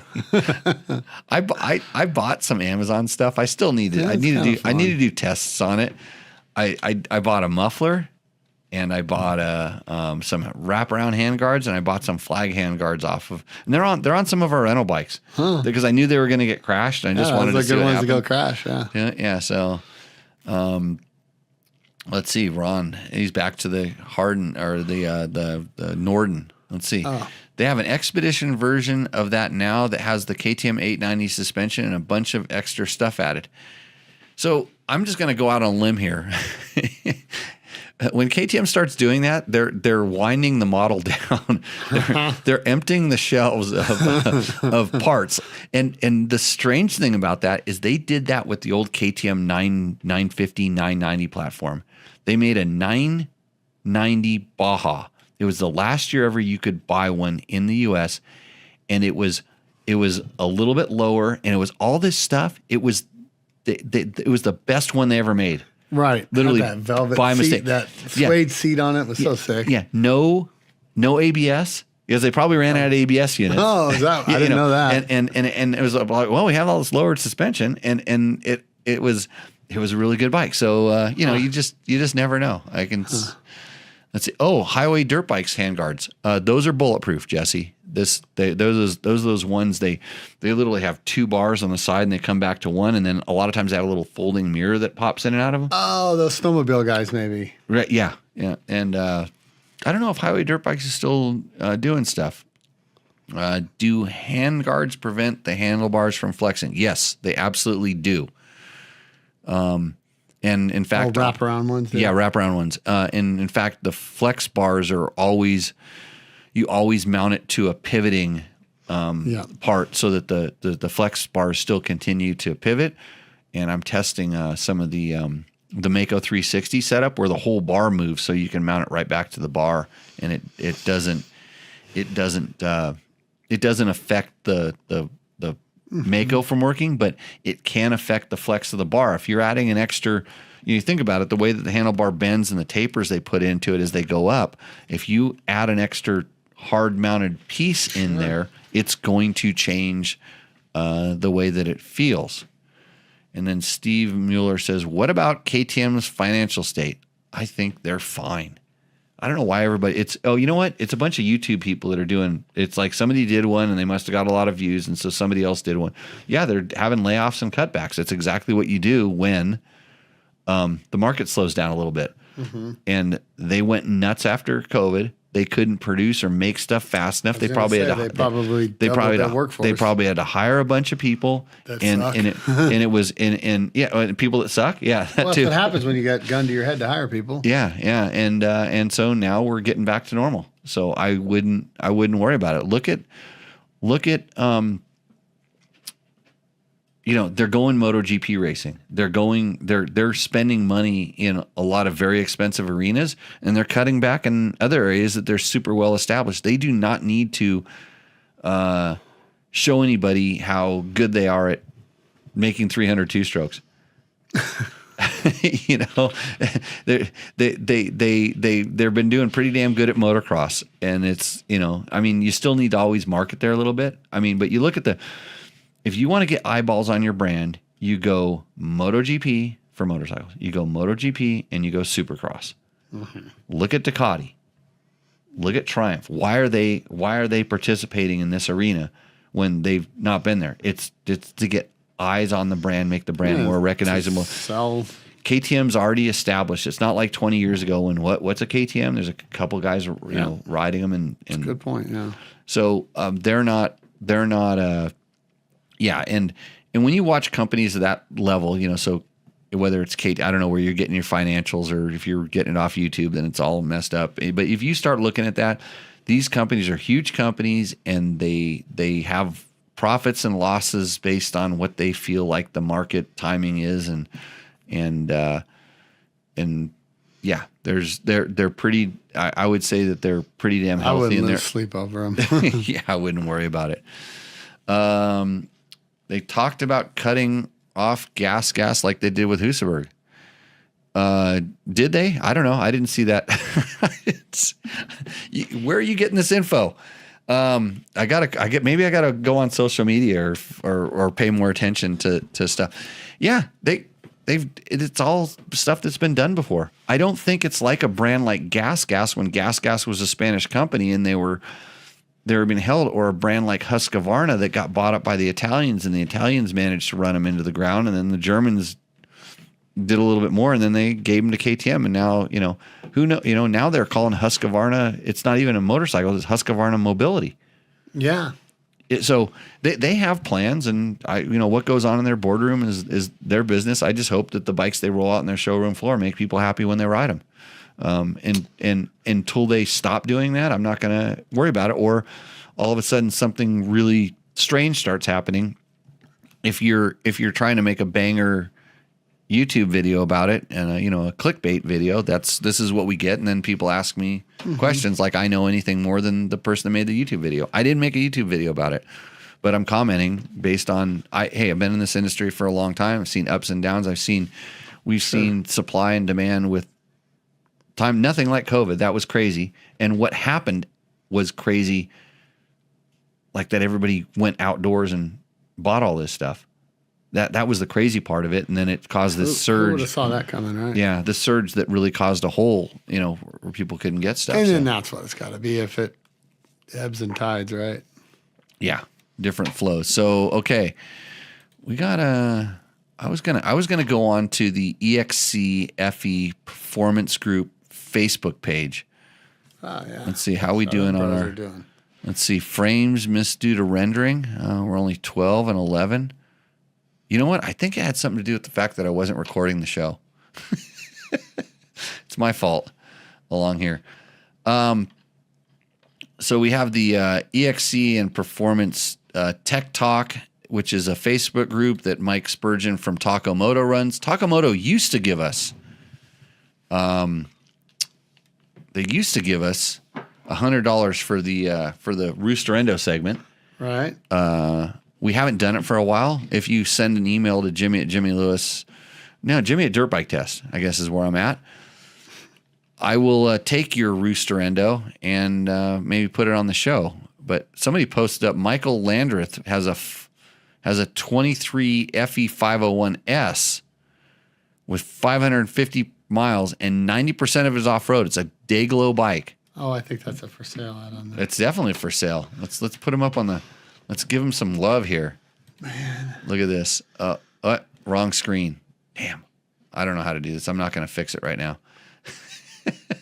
So you can go over to this Facebook page and see it. But there was a question on here that I kind of wanted to get at. If I can get my cursor over here. Here we go. Here we go. We'll answer this question. Got a bit of a weird one. 2007 EX300 rear wheel issue. Okay. Just done a full ground up restoration. She goes really well. Just noticed today the drive side sprocket rear wheel bearing is munted. 2 hours of riding. It's like the spacer is wearing the seal and it's self out the backside rear of the bike. The spacer wants to keep pulling the seal half out. She had a new wheel bearing and seals and spacers chain and is adjusted 100 even on both sides. Axle is straight, new spacer inside the hub. Can't figure it out. Any ideas most appreciated? I got a question. Okay. Why is that bike so tied down like that in the backyard? Oh, it's not the back of a trailer? I hope it's on a trailer. It looks like it's tied down in the backyard, but I bet that's a trailer. Okay, all right, I'm good. He's got a nice looking bike, especially for a 2007. So I'm going to say that if you replace something, you did it wrong. You did it wrong. You got wrong bearings. And so back in those days, there was a couple. You forgot to put the tube that's inside the hub doing the bearings. So that and two things. So KTM has a circlip on one side. Yep. To index everything up against, and then inside there's a spacer. And there were some wheel bearing kits that were improved or better, and I think I don't know how popular they are today, but they were making them so that they're wider, and you would eliminate that spacer and put these bigger wheel bearings in, and then they would just index against the stops inside there, and they had modified spacers. I have seen in the past where those kits got messed up, and or the people buy replacement bearings for that kit and not the right kit, and then now your floating spacer in the center is not the right size, and so those use different bearing seals. So I would guess that that it's something like that, and then of course. Improper installation can cause that. Somebody told him that. Yeah, I'm going to say that there could be some of that too. Maybe it never bound down. It never got pushed together, pressed in there properly. They got bound down. And if you replace wheel bearings and you have any issue sliding your wheel with spacers back in, it's what you did. If it came off, if it worked when it came off and it didn't when it goes back in, it's something to do with what you did. So, that's, what are some of the other ones? There's a lot of weird questions on here. Here we go. Michael Ha, what does he say? Has anyone had any issues with the oil pump gears failing in their KTM's, Husky, or gas bikes? I'm ordering a Recluse for my 23500 EXCF, and I wanted to install Takamoto's billet pump gears at the same time. When I touched base on July 31st, I was told another batch was in the making and should be available in 30 days. Fast forward today, and I'm being updated to another 30 to 45 days out. I've spoken to a dealership about you're going to see more. And the gears failed, and everyone has said they never had any issues with those gears. Okay, can I just stop in right here? Heck yeah. I have never had an issue with those gears. Okay, go ahead. Okay, yeah. How many KTMs do I have? 43 and a half. After how many versions, how many years? The cat rides the half of one. Right, okay, go ahead. Yeah. I've looked through the interval and there's no service interval on when you replace these gears. If it's not serviceable item, then wouldn't the gears be failing considered to be manufacturing defects? Any help? Anyone that has issues with gears, please let me know. Okay, so I'm going to just tell you that. Oh wait, here's the guy. Hi, I was the person at the company to start fixing these gears way back in 2016. Let's see. Says Adventure Baja. I was the primary issue was the 16 to 23 250 and 350 bikes. The 450 500 have had some bad issues, and nearly as many. 12, we have no known plastic gear failures. That I totally agree with that. I do have a 16 to 23 250 and 350. I have two of those, and I have not had. I've got over 500 hours on those. 17 to 23 450 500 501 bikes. There have been some failures, but again, not anywhere near the smaller displacement bikes. I have aluminum gears in my personal 500 EXC. And I do like the peace of mind that they add. Okay. I have a pre-sale building list. Okay. Yeah. So it's one of those things that somebody had a problem with. And this is the same thing that happens on anytime you see a failure. One guy has a problem. His 10 buddies hear about it. He posts something on Facebook. 100 people see it. 100 people take it and they run to the forums and they share it someplace else. And now you think it's a problem and it happened to one guy. And I can never get to the one guy. I can never find that one guy because I ask them. So, because I have in the past found the one guy, and I go, so your oil pump gear, I'm just using this as a theoretical, something else. So your oil pump gear's failed. How did you find that out? Well, after I completely smoked my clutch and one of the tabs broke off and all the metal was running around, my oil filter plugged up and it ran for a little while. And the first thing, and even though I completely smoked my top end and everything died up there, when I pulled it apart, my oil pump was also kind of smoked, and the gears had, knocked a tooth or two out because the oil pump seized. Yeah. And it was like, yeah, they're plastic because they don't have that much strain on them. And usually something else caused that level of strain. Now, and then it goes back to, how are you riding this bike? How much strain are you putting on it? What are you doing? If you're putting it on a snow bike and you're starting up your motor when it's freezing cold and the oil is like ice, yeah, and you're trying to make that thing spin, maybe that would be a case where you're gonna have an issue. But under normal operation, generally all of the components of the engine are pretty sound. And until you hear a lot of failures from a lot of different people that actually had the failures, not reposts from their friends or somebody else, I heard about this one guy, don't worry about it. And I'm not trying to say this to stop the oil pump gear sales. And if it gives you a peace of mind, go ahead. But I will promise you that there's a reason that in this instance, that KTM puts plastic gears in there. It's probably number one, cost. Yeah. And number two, weight, because they're weight weenies. They're thinking about every ounce. But they meet the durability standards. If you add an aluminum gear on that, or whatever they're making it out of, I would suspect that it may be stronger, but it's going to transfer the force to something else. And if something starts going wrong, that gear could cause a bigger failure than, there's a reason why they're designed to do that, so that when you do start your motor up and the oil is frozen inside the oil pump and it doesn't spin, it strips that gear out and it's an easy replace, as opposed to no oil gets pumped through your motor and the entire engine seizes up. And you're like, why? Although you shouldn't be starting your motor up like that. Anyways. Okay. That's the thing. What is? You know what? I have a problem here. Yeah, we can fix that problem. We're going to Mexico for this whiskey. Believe it or not. Oh, are you kidding me? No. So this one, this is a going to the Jimmy Cam here. This Addictivo. Yeah, be careful with that. This is it's a tequila company that made whiskey in tequila barrels. Oh, that's so used tequila barrels, and they make a really good.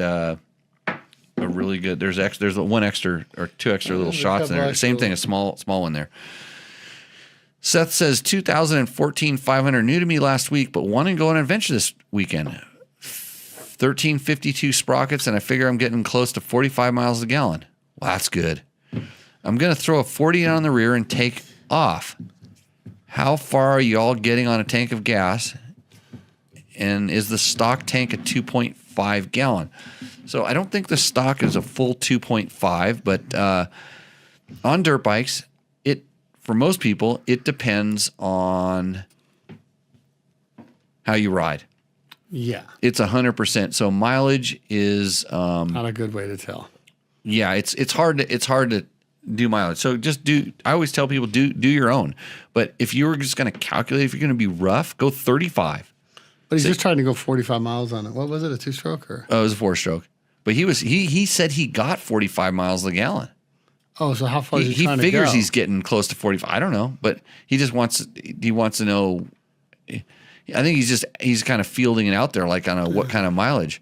Let's see what the people say. Don't change the sprockets for mileage, more for the type of riding I do. This is correct. I agree.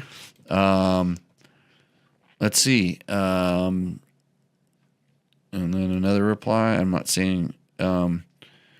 Try a less expensive 14-tooth sprocket. And then, okay, now we're going to get in people that are going to give them gearing and then talk about their mileage, which is good. That's why you're reaching out to these forums. Mm-hmm. 100, and then, okay, Liam tells him he can get 140 kilometers to a tank. Nobody knows what those are, bro. Oh, we're international, so we need to do a conversion. Hey, you know why Formula One has both miles per hour and kilometers per hour when they show top speed? Because people need to know. Uh-huh. So up to 55, 20. Okay. So Michael changed his gearing and he gets 55 miles per gallon. And then, but it's on a 350, which has nothing to do with this bike. So thank you for your information. And Ian goes 25 miles per gallon. Yeah. So he's got a. I am Seth, and I'm trying to figure out how far my bike goes. And Michael, we don't know who Michael is, but he's a top contributor. He says 55 on a bike that's not related, and Ian says 25. What am I supposed to do? I just reached out for information here. What did I say? 35? Yeah. It's all over the map, like usual. And then now we're going to tell him how to explain the sprockets. The stock tank is 2.25 gallons. That's some good advice. How I guessed inside there. Yeah. Anyways, good on you. You know, and this is what I tell people on these forums all the time. When you get an answer and when you figure out what you're going to do, report back to that post. Don't just take the info and what you learned and run. Come back and say, hey, at the end of the day, guys, thanks to so-and-so and so-and-so for giving me this good info. Or these two dipshits, like Jimmy and Jimmy, I heard them on Tech Talk Taco Tuesday, and they told me to do this. They made me buy a T-shirt, and the thing, the ink peeled off of it, and I feel embarrassed to even send them a photo of the cool place I wore my Tech Talk Taco Tuesday T-shirt. So... anyways, is there anything else good inside here? Let's see. Looking for a comfortable seat. I am 6'2", over 60 years old, riding single track and forest roads. I noticed Seat Comfort Concepts offers XL tall and tall. XL tall and tall. Which one is preferred? Let's see. Well, Tom Hale is 62 and 6'2" and 61. Almost found his twin right there. Yeah. So he loves his Seat Concepts XL. You know, the XL is the one that has a little kind of like the gull wings, bubble in the back. The bubble in the back. They have ones that's super they got some big. ones, The big old. If you're going to put your butt down, it's like you're on a cruiser. I'm not a fan of those, but the ones that have. Well, what age do you get to where you can become a fan of that? These guys got you in 5 years. They got me by 5 years. Yeah, they do. I'm going to try to stand up my whole life. Me too. Yeah, I don't really want to sit down. If I were really sitting down and like really riding it like an adventure bike, not a dual sport bike, I might. It depends on how much you have to ride on the pavement, because that's where you're really sitting down. But even when I go on, and even I had this on street bikes, when you have these big bucketed seats, you kind of get stuck in them, and it gives you hot spots on the ass. And this is hot seat talk right now. Okay. Not hot moose talk. We've moved on now that we've had a little bit of this. I'm going to give it a shot here. Super good. Super, like actually my favorite whiskey, I swear. I remember this. That is so good. Same. Actually, it's funny because I don't like a mix. I had a favorite whiskey coming from Mexico. And I had a little tiny hint of the other stuff. I could taste that in there because I know that this taste. Yeah, and I'm like, wow. But this is I think this is an all time. So good. But back to the seat. But I found when I would use my normal and I run tall seats on most of my bikes that I'm going to be sitting down on for any period of time, because I don't want my legs to fold up, and especially being a 6'2" guy, that's even a bigger concern. Where I found if I had the more narrow seat, I could move. I could kind of shuffle a little bit, kind of do a little side to side. I could give a little kind of like what I'm doing in my chair right now. Right. And that would help. So, here we go. Somebody, I toasted my battery either on my ride yesterday or last ride. I got up to a dead battery heading out to ride yesterday. I figured I left something on and killed the battery. I hooked up a charger and it fired up in 15 minutes, went riding. So 60 miles, and had stopped and started the bike several times along the way. Anyway, stopped, killed bike with switch. Went to start again. It was dead. We jumped the bike and rode back. Got it back. Pulled my battery, give or take 1.5 years old, and it was fried. Put another battery in this morning, tested the voltage of the battery because it was thinking it was overcharging. These are my results. Tested the voltage of the battery this morning. Battery just sitting, 13.2. Voltage reading at idle was 13.6. Those are normal for a lithium battery, by the way. Climbing to 13.8. Applied throttle about 5,000. It went to 14.5 and stayed there, not above 14.5. So he has a brand of battery that's a well-known brand. I don't like to talk about brands too much, especially when I see a picture on the internet that his battery has definitely had better days. It's a lithium battery, and it looks smiley in it, yeah, it looks like it's gotten too hot and started to expand. At 1.5 years, that would be odd. I would say after 3 years, you could expect something like this, just depending on how much it's been discharged and recharged and stuff like that. Sure. 14.5 doesn't seem that far out of the range, but if you start looking at the notes on some of these batteries, they don't want to be over 14.2 sometimes. 14.2, 14.3, depends on the brand. So maybe it just did that. So hopefully that's the answer. Battery health is a whole subject. Is it? I mean, it's the same. It's like mooses, you know. There's so many different things. You know, sometimes you have a bike that you're putting a big load on the charging system with all of your stuff, and then you take some of the stuff off, and then the regulator isn't as, we call it, as responsive as it was before. I've seen, you know, so, but he's doing all the right things. He's checking all the right stuff to make it work. I can't help you with a crank axial play tolerance, but your manual can. And they made a manual for every year, so you can just get that manual, and it'll probably tell you that. Although have I ever checked that when I've just been replacing something? Yeah, I mean, yeah, but like if you take your crank out and take it to a guy that knows how to press cranks, and he gives you back your crank and it's pressed, or you just get a whole new crank and it's the one for the bike and you put it in. I mean, other than going like that, do you check it? And when it's axial radial, is that this, or is that? I can never remember. Is that the? You know, I think it's on its axis. Yeah, on the axis, the ends like the. There should be 0. If you got wobbly axes, buddy, there should be none visible. I mean, if you're going to check it with I guess if you're building a race motor, this is something you would do. But yeah, how much? I would think at the top level they check that stuff. Yeah. Yeah. How much? Okay. Nathan Wolf says, "Is it just me, or does it always seem there's some kind of dust crap that gets into the boot on these 501?" So he's talking about the KTM 500s, or pretty much any KTM. "I've had many other bikes, and nowhere else behind the filter is even dirty.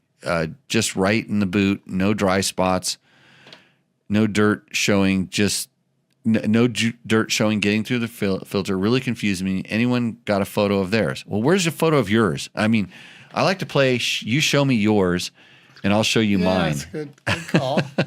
So, and if it's a 501, he's talking about a bike with a reed valve.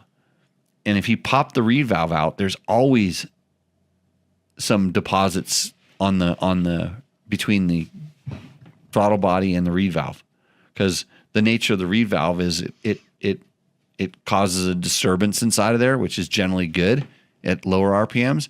And so there's some deposits that kind of tend to build up in there, but I don't think it's necessarily. Is the reed valve after the filter? Yeah, it's filter cage, reed valve inside the intake tract, then butterfly valve. And so in between that butterfly valve and the reed valve, there's some, you know, because there's a lot of stuff flying backwards in there. So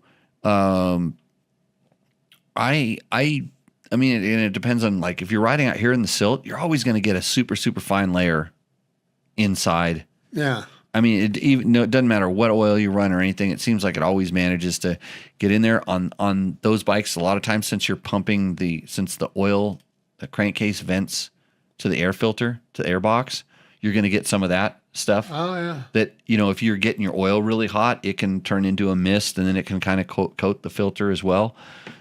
So lots of different things. The question is, how bad is it? If you show me a picture, I could look at it and tell you whether it was bad or not. But I've always seen something in there.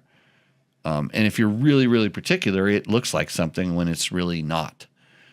So, okay, I see a picture. That looks like a picture we had in Rooster Endo before. Sure does. some of the different things. So, okay, I'm going to go right back to, we've answered most of those questions. We're going to go back to the chat and see what's happening up here.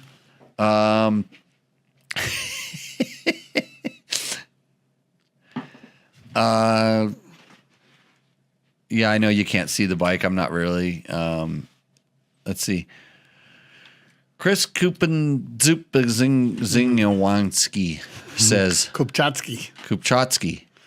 Kupczynski. But what are some good front tires for California desert in your experience? I used to know what the best tire was. I knew exactly what the best tire was, and I've forgotten. I used to love them. I used to love this brand. I could remember all, and I wish I could. If I could remember, I would tell you. But just at this moment, I can't remember. Not a sponsor of this show or Jimmy Lewis Off Road anymore. Oh no. Okay. No, I got canned. Oh no. I wonder what I did wrong. Ron Hart, as a machinist, if the gear is made of nylon, then it's indestructible. Okay. What? I've seen nylon gears strip out. Yeah. Yeah. Was Ron the one that was going to put his glasses on?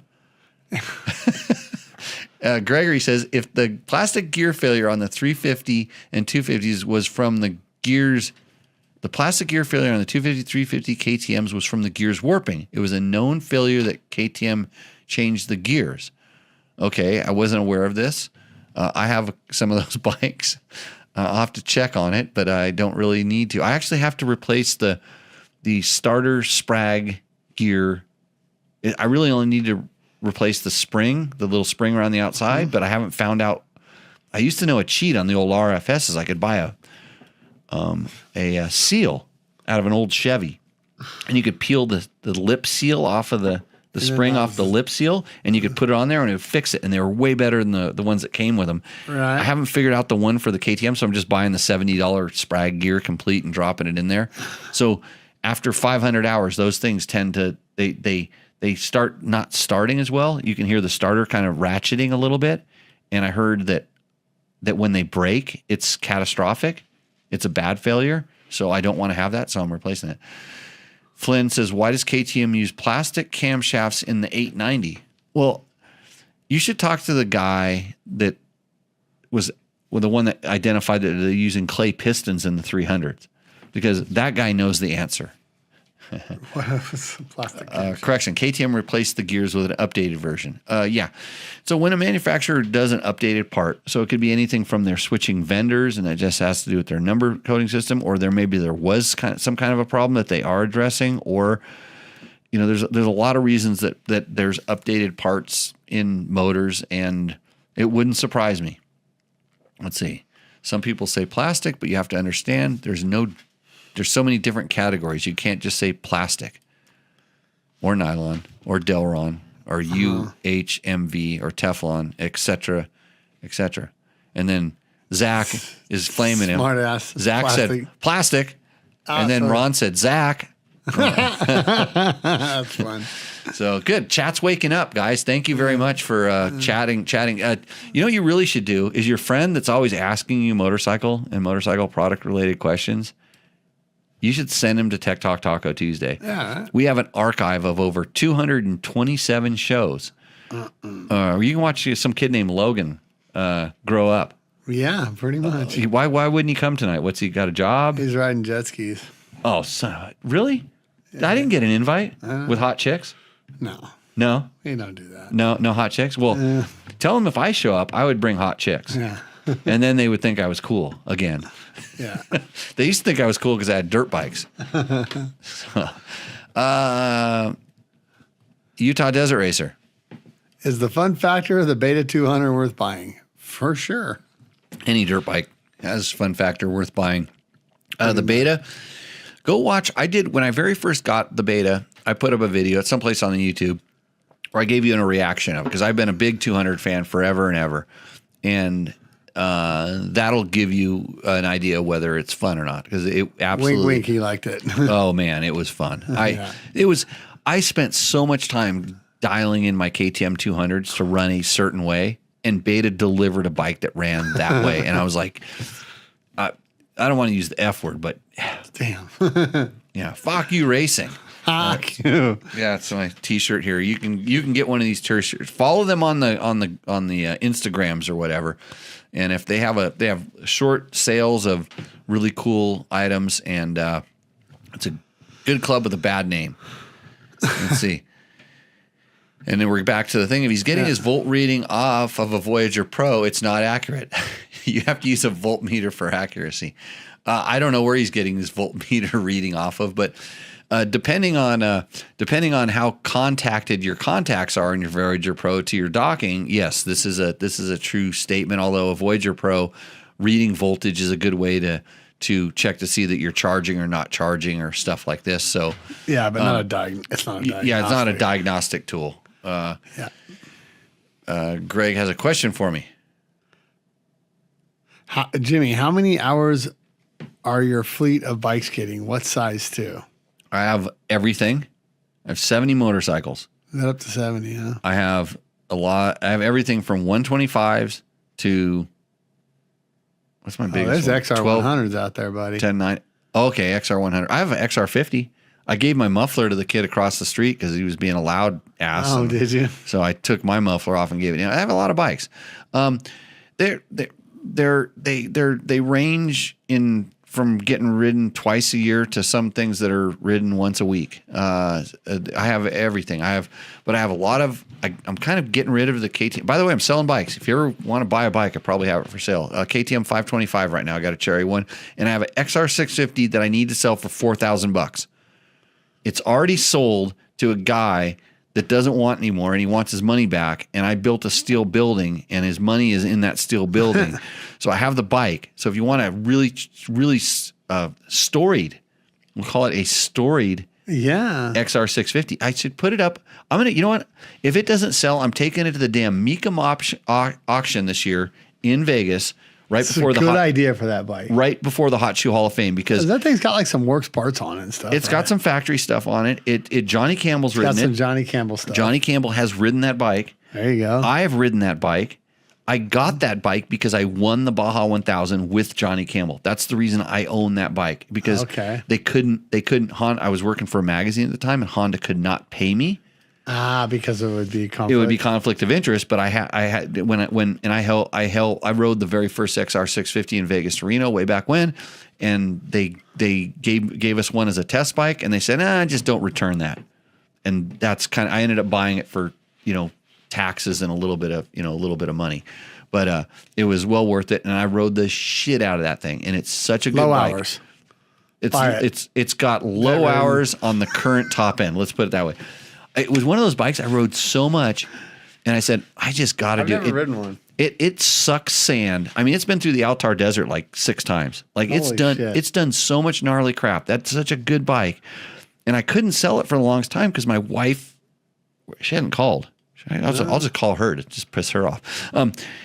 My wife said that's my adventure bike. And so it has a couple little issues. I'm not going to kid you, but it's worth the $4,000. Storied history. But I did rebuild it. I rebuilt it. I've never had a bike gain so much power after a rebuild because it, like I said, it sucks sand and it still ran fine, and it can probably suck more sand and still run fine because that's the way those things are built. Right. So yeah, and then. So that's the thing. What does Ron want to know? Or Ron's making a statement. Nylon will usually melt before it breaks. Okay. I think he's right. Ron's probably knows more about that than us. Sounds good. Sounds good to me. Jason Abbott, TTTT, two shakas. Hey, Jason, when's my Can-Am electric bike coming to test? Huh? Yeah, Can-Am electric bikes. Mountain bike or No. Huh? No, motorcycle. I didn't know about this. Oh, see, that's his job to tell you about it. He's the marketing manager for Can-Am. I'm pretty sure we had, Anthony that comes and helps to the schools. Yeah. He's going to be my electric bike guy at Dirt Bike Test. Oh, okay. So I put him on that because I don't have time to do anything, barely even this show. Right. Yeah, and he missed me at the Anaheim party. I can't tell you what I was doing, but I was doing something a little bit better than that. Road Racer 3. What's the best setup for a kid coming off of a PW50? I've never had a kid. What do you got? Man, unless he's really, really good, I wouldn't put him on a KTM 50 or the Gas or any of those. I really wouldn't. Agree. I made that mistake myself. What about the electric KTM 50? No, I can't really answer on that. I know that if he's like most kids, though, the battery will not keep up with it. If you're the type that goes to a track and rides and he goes and does 20-minute sessions or whatever, I think it's better that. But if you go park out in the desert and just a kid just runs forever laps around a motorhome or whatever, they're not going to work for that. Yamaha is a sponsor of this show, and they make an amazing bike called the TTR 50, which is that's exactly what I would. The next step up. You're already Blue Crew. You might as well keep it in the family. It has an electric start, and it really depends. Which is a big deal for Dad. Yeah, and it is, and it'll keep them riding. They'll get frustrated with it at kickstart. Yeah. Well, you know what? A lot of things make a kid give up. Well, he needs to harden the fuck up, or he needs to go play chess. That happens at 8, 9, and 10 and things like that. But the 7, 8-year-olds, they don't know how to hard yet. They just don't. I mean, they're out there, but the average one, I don't know what his kids does. But yeah, the TTR is a little bit bigger, a little bit heavier, electric start, and then you're shifting gears, they will just pour millions and zillions of freaking hours on it, and you'll just sit back with a beer and not have to work on it all the time. Right. The other one that I would say is I used to always recommend the O-Set, the trials bike. Yeah. The little O-Set trials bike, because you can't really sit down on it, and because there's no seat. I mean, kids can, but then they start doing the balance and the trial stuff, and so it might be an additional bike that they can play with and stuff. But like Jimmy was saying here, you're not going to expect to go out in the desert and run it for a long time, but it's kind of simple, easy to play around with. It really kind of depends on the kid, but be wary of going to one of those race bikes. And the problem is it's such a big jump from that PW50 to one of the race kind of 50s or to like a 65. The jump used to be PW50 to KX60. Back in the day, that was the next thing. Or you went to like XR70 or the XR or TTR90. You kind of went up in that thing. So a lot of it has to do with the size. But I honestly, it kind of depends on where they are in their growth spurt and how much they want to put their feet on the ground and can they pick it up. I would suspect is just don't. I think the E-Start Yamaha is a pretty good. Yeah, E-Start's huge, and in reality, the like he said, electric bikes are just not there for your average kid. They will just put too many hours on them. Yeah. Until you start wanting them to race, then they don't want to do no hours. But you go around a motorhome or whatever. Right. We've watched Big John go through this. Yeah. Oh yeah. This kid runs. I did it myself. Runs this thing. So, we got a comment. Great show as always. Well, thank you guys for tuning in. We actually have a fair amount of people viewing this thing. We came on an hour earlier. Yeah, maybe that's today just because it works out. And he's 6 and can start the PW on his own. I want him to learn to shift gears, so thanks. I was considering an e-trials bike. Well, good. Yeah. I don't even know what size kids are at what age. If he can start that PW, that don't mean he's going to be able to start a SX50. Yeah. And then if you want to learn how to tune, he can. Don't get me wrong. If you want to learn how to tune clutches, you would get good at all that. Oh, forget it. Yeah, I hated it. So Johnny's got 4 of them just so he could keep one going. Okay, Chris Alamangos. This Chris Alamangos, 7-time Australian motorcycle demolition derby champion. He showed up at the Costa Mesa Speedway. We lit him on fire. He made Larry Huffman stutter. He was so awesome. He's got a question. Them Australian dudes are so nice. I got invited to ride all the Beta off-road motorcycles in the hot Texas forest. The 200 was taken all day and I didn't get to ride it. How does it compare to the YZ125X? Well, there's no comparison to a YZ125X, Chris, as you know, because Yamaha is a sponsor of this show, and that bike just absolutely rips. But since it is a 200, it has way more torque. It has, in all honesty, it has a really similar power band, just more. It has just you're going down the right direction here. Now, careful with this one. It pours interesting. I'll give you the shot here. Jimmy's working on, he's going to hold it up when he gets done with his job. Yeah, we're going to sift her out here. But the Beta is electric start too. Like I said, electric start's pretty nice. There's people wishing other people's Jimmy Tyler, happy birthday. Yeah, your birthday? Thanks, George. When's your birthday? September 1st, a couple days ago. Oh, sorry I missed it. I miss everybody's birthday, including my own. Ron said, kid wants to ride the JR50, but he has 7 and lots of hills here. The XR70 has barely enough reach. Ron, is it your glasses or is it that wild turkey? XR70 can barely reach the pegs. If he is out on it and caught in the wild, he is done. Yeah. No, he's not done. He's going to learn how to survive, and that's a good thing. Yeah. Yeah. So, I would put an air tag on your kid.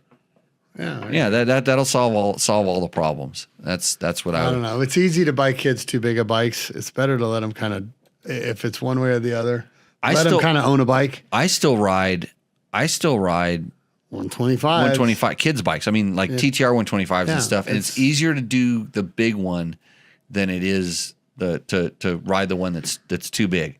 And there's always, if you can start it, you can ride it, and then you can see how motivated. So what's the call on this? Oh my God, I lost it.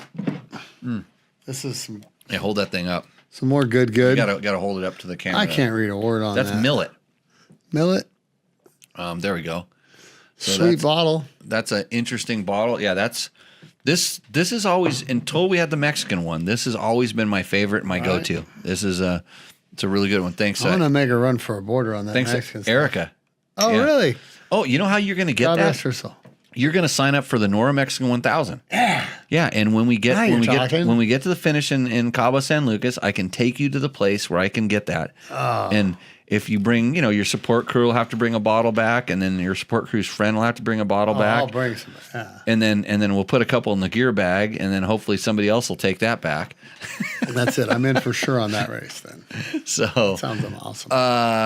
Okay, I'm just gonna have to voice text from now on because I can't see these little tiny buttons. Well, you should try running this show, Ron. In fact, looking for a producer that can show up here on random Tuesday nights and help us out with a tech talk. We're gonna do a quick thing through our comments here on the YouTube videos. Like I said, you can always comment on this video wherever you see it, and we do try to get you back.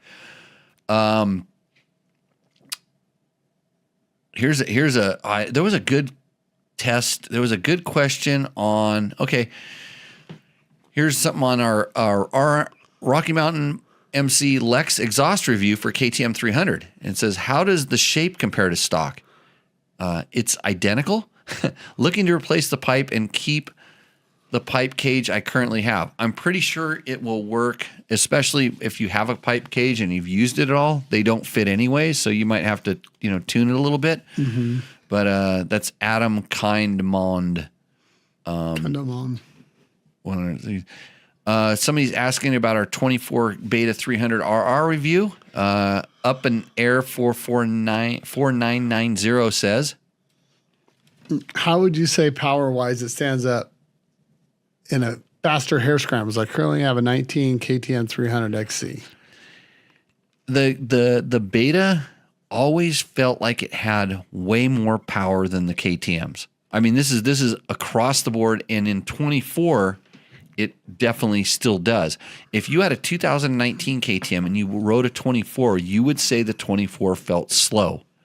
I agree. So the Beta will feel faster. And power wise, if you're short on power on a 300, you just need to turn the throttle farther or let it rev more.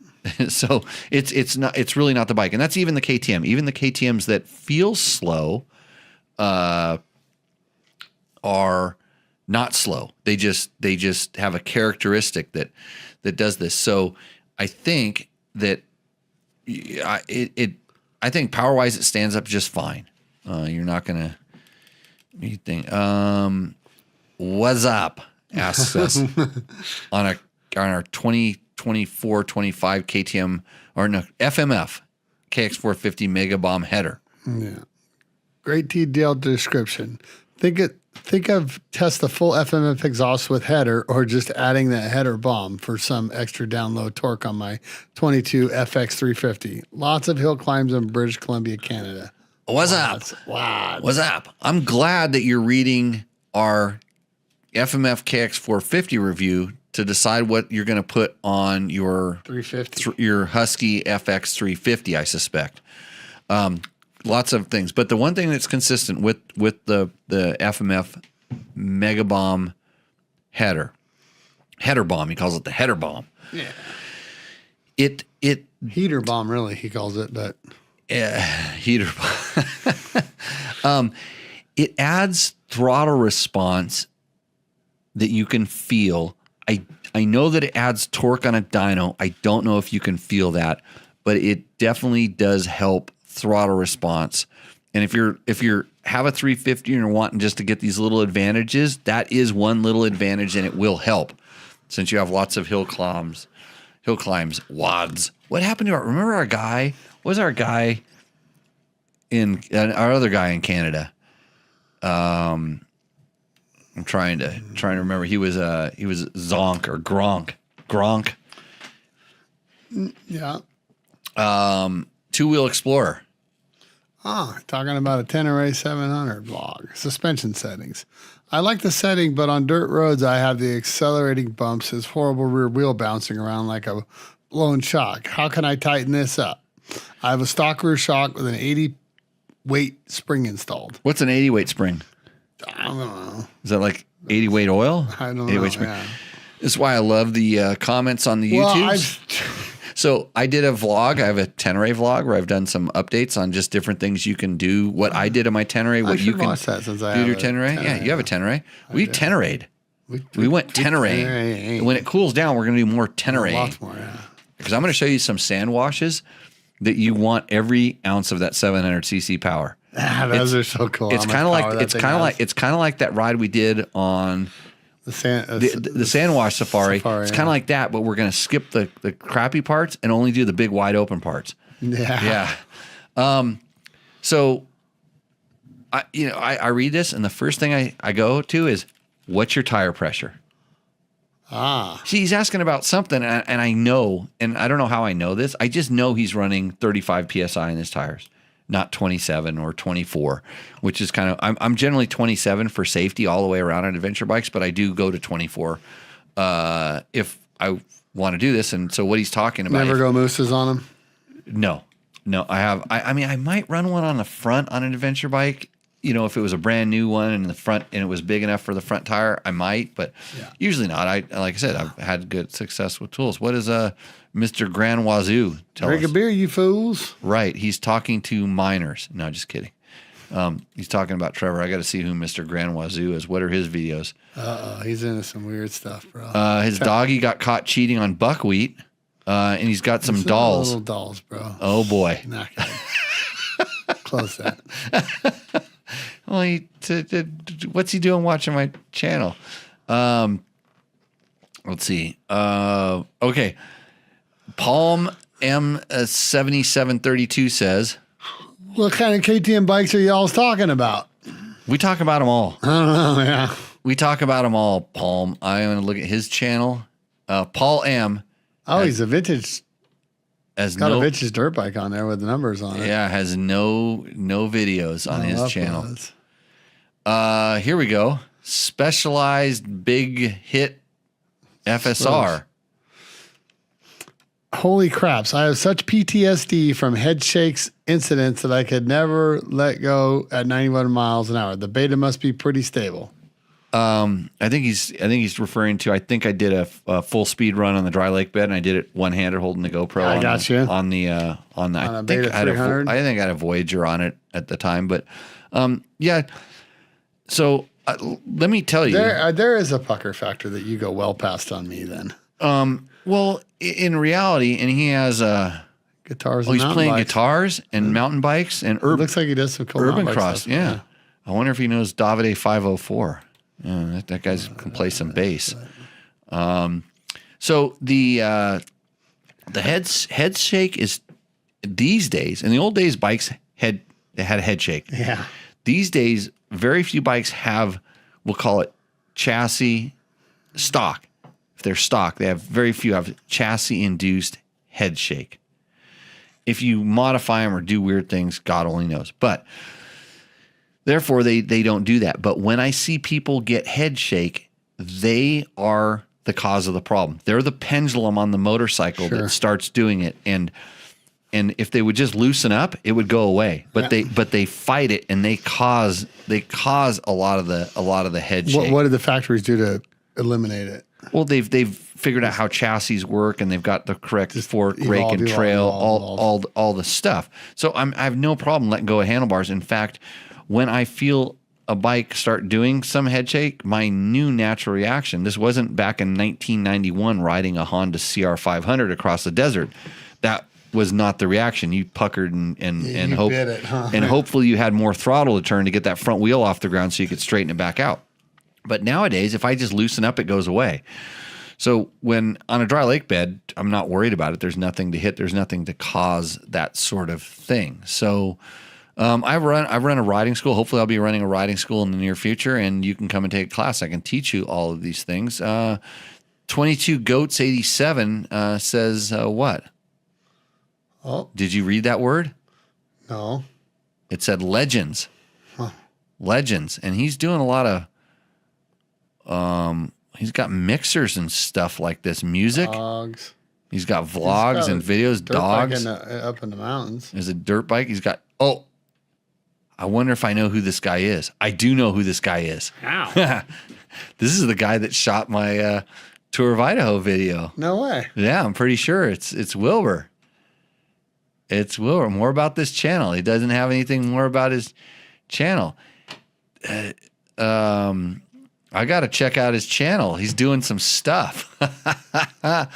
Okay. Great show. Awesome guest. Thanks, DBT. Thank you. I got to say, our pleasure. Yeah, reply. Give him a thumbs up. Yeah, reply. What guest is he talking about? I don't know. Chuck's son. Me. Oh, Chuck? Chuck's son. Chuck's been in here twice now. Yeah. He's like a puppy. You take him home and you feed him. He's not living over in a... Not yet. He went back. He went back to Pacific Northwest. Lucky I didn't pull this stuff out. I'd have to be careful. You would never get rid of him. Mm-hmm. You can't feed Chuck too much. He'll get thick. So I think that we've responded to pretty much every video that I can. I've seen those other ones before. So thank you, everybody. I should probably tell you that if you want to comment on my video and you're going to comment with names like Young, Helen Moore, Paul Harris, Brian, I'm not going to respond to you. And other than that, let's see what the chat does one more time. Thanks, everybody, for joining in. Yeah, appreciate it, guys. Let's see. Jimmy still uses milk jugs for something. Anthony's there. How do you carry extra gas on the dirt bikes, like an extra gallon with a stock tank? Anthony, I carry a gas bag, a specifically made gas bag. A Giant Loop is the company that makes it. I used to forget that name all the time too, but they got a new marketing armadillo bag or something like that. Is that right? I don't know if they have a name for it. It's actually not a gas bag. They can't call it that, but it's a fluid bag or something. Yeah. And I carry that. It's on. Usually put it on my back, believe it or not, because the bag's robust. I'm not too worried about it, and I try to dump it out as quickly as I can. So that's never good. Anything on the handlebars, right? No, I don't like things on the bars. No. Balance the wheels will help. Balancing wheels on dirt bikes, I'm kind of torn on that. I mean, I've felt it before where they help, but they seem like they go out of balance just as quickly. Energy's better spent somewhere else. Yep. Yeah, exactly. the better tires in the bike. Would think so. Yeah, Chris is telling you happy birthday, and now everybody's saying hi to George. Appreciate it. One of these days we'll get George back in here. He's north of us. It's hotter than hell out here right now. It really sucks for motorcycle riding, but I'll ride at night and in the morning. It's actually cooling off enough at night to start doing some night rides. Yeah. So we'll have to plan that thing in there. Jimmy, thanks for joining me. Yeah, I was happy to be here. Appreciate it, everybody. Super good times. Now we have a better grasp on our tequila selection. So I will sequester 2 of those. They'll be hidden. The other ones will be out for. Don't let the riffraff in here. Yeah, the riffraff. Yeah, the riffraff gets the other ones. The 2 Jimmys right here. Yeah. So again. Thanks to our sponsors, Yamaha. There's stuff flashing on the back of the screen behind me. Those guys have all been big supporters of the show. They all make good products. I'd like to say thanks. Hopefully we'll bring back Taco Moto's Rooster Endo in the near future. I do plan on doing this a little more regular when we have good quality guests like yourself. Good. Appreciate it. And I have something else that's going to be tits. It's going to be tits like you can't even believe. It's going to be so good. I've just got to have time to do it right. Now I thought I was down the right path, had a couple hoop-de-doos in the road, and I got a huckabuck. And kind of made a bad suspension selection. My suspension settings weren't right. I want to make it so that it's consistent and good. And so I backed off the throttle instead of just hung on. Didn't just grab a handful of front brake and like tonight. I didn't go whiskey throttle. Didn't whiskey it. So everybody, we'll see you out on the trail. Thanks for everybody. See you. And if you liked what you saw in this video, come check us out over at dirtbiketest.com on the webs. We have bike tests, product tests, a lot of fresh dirt, and you can even support us by clicking through our links. Hopefully, we'll see you out in the trail.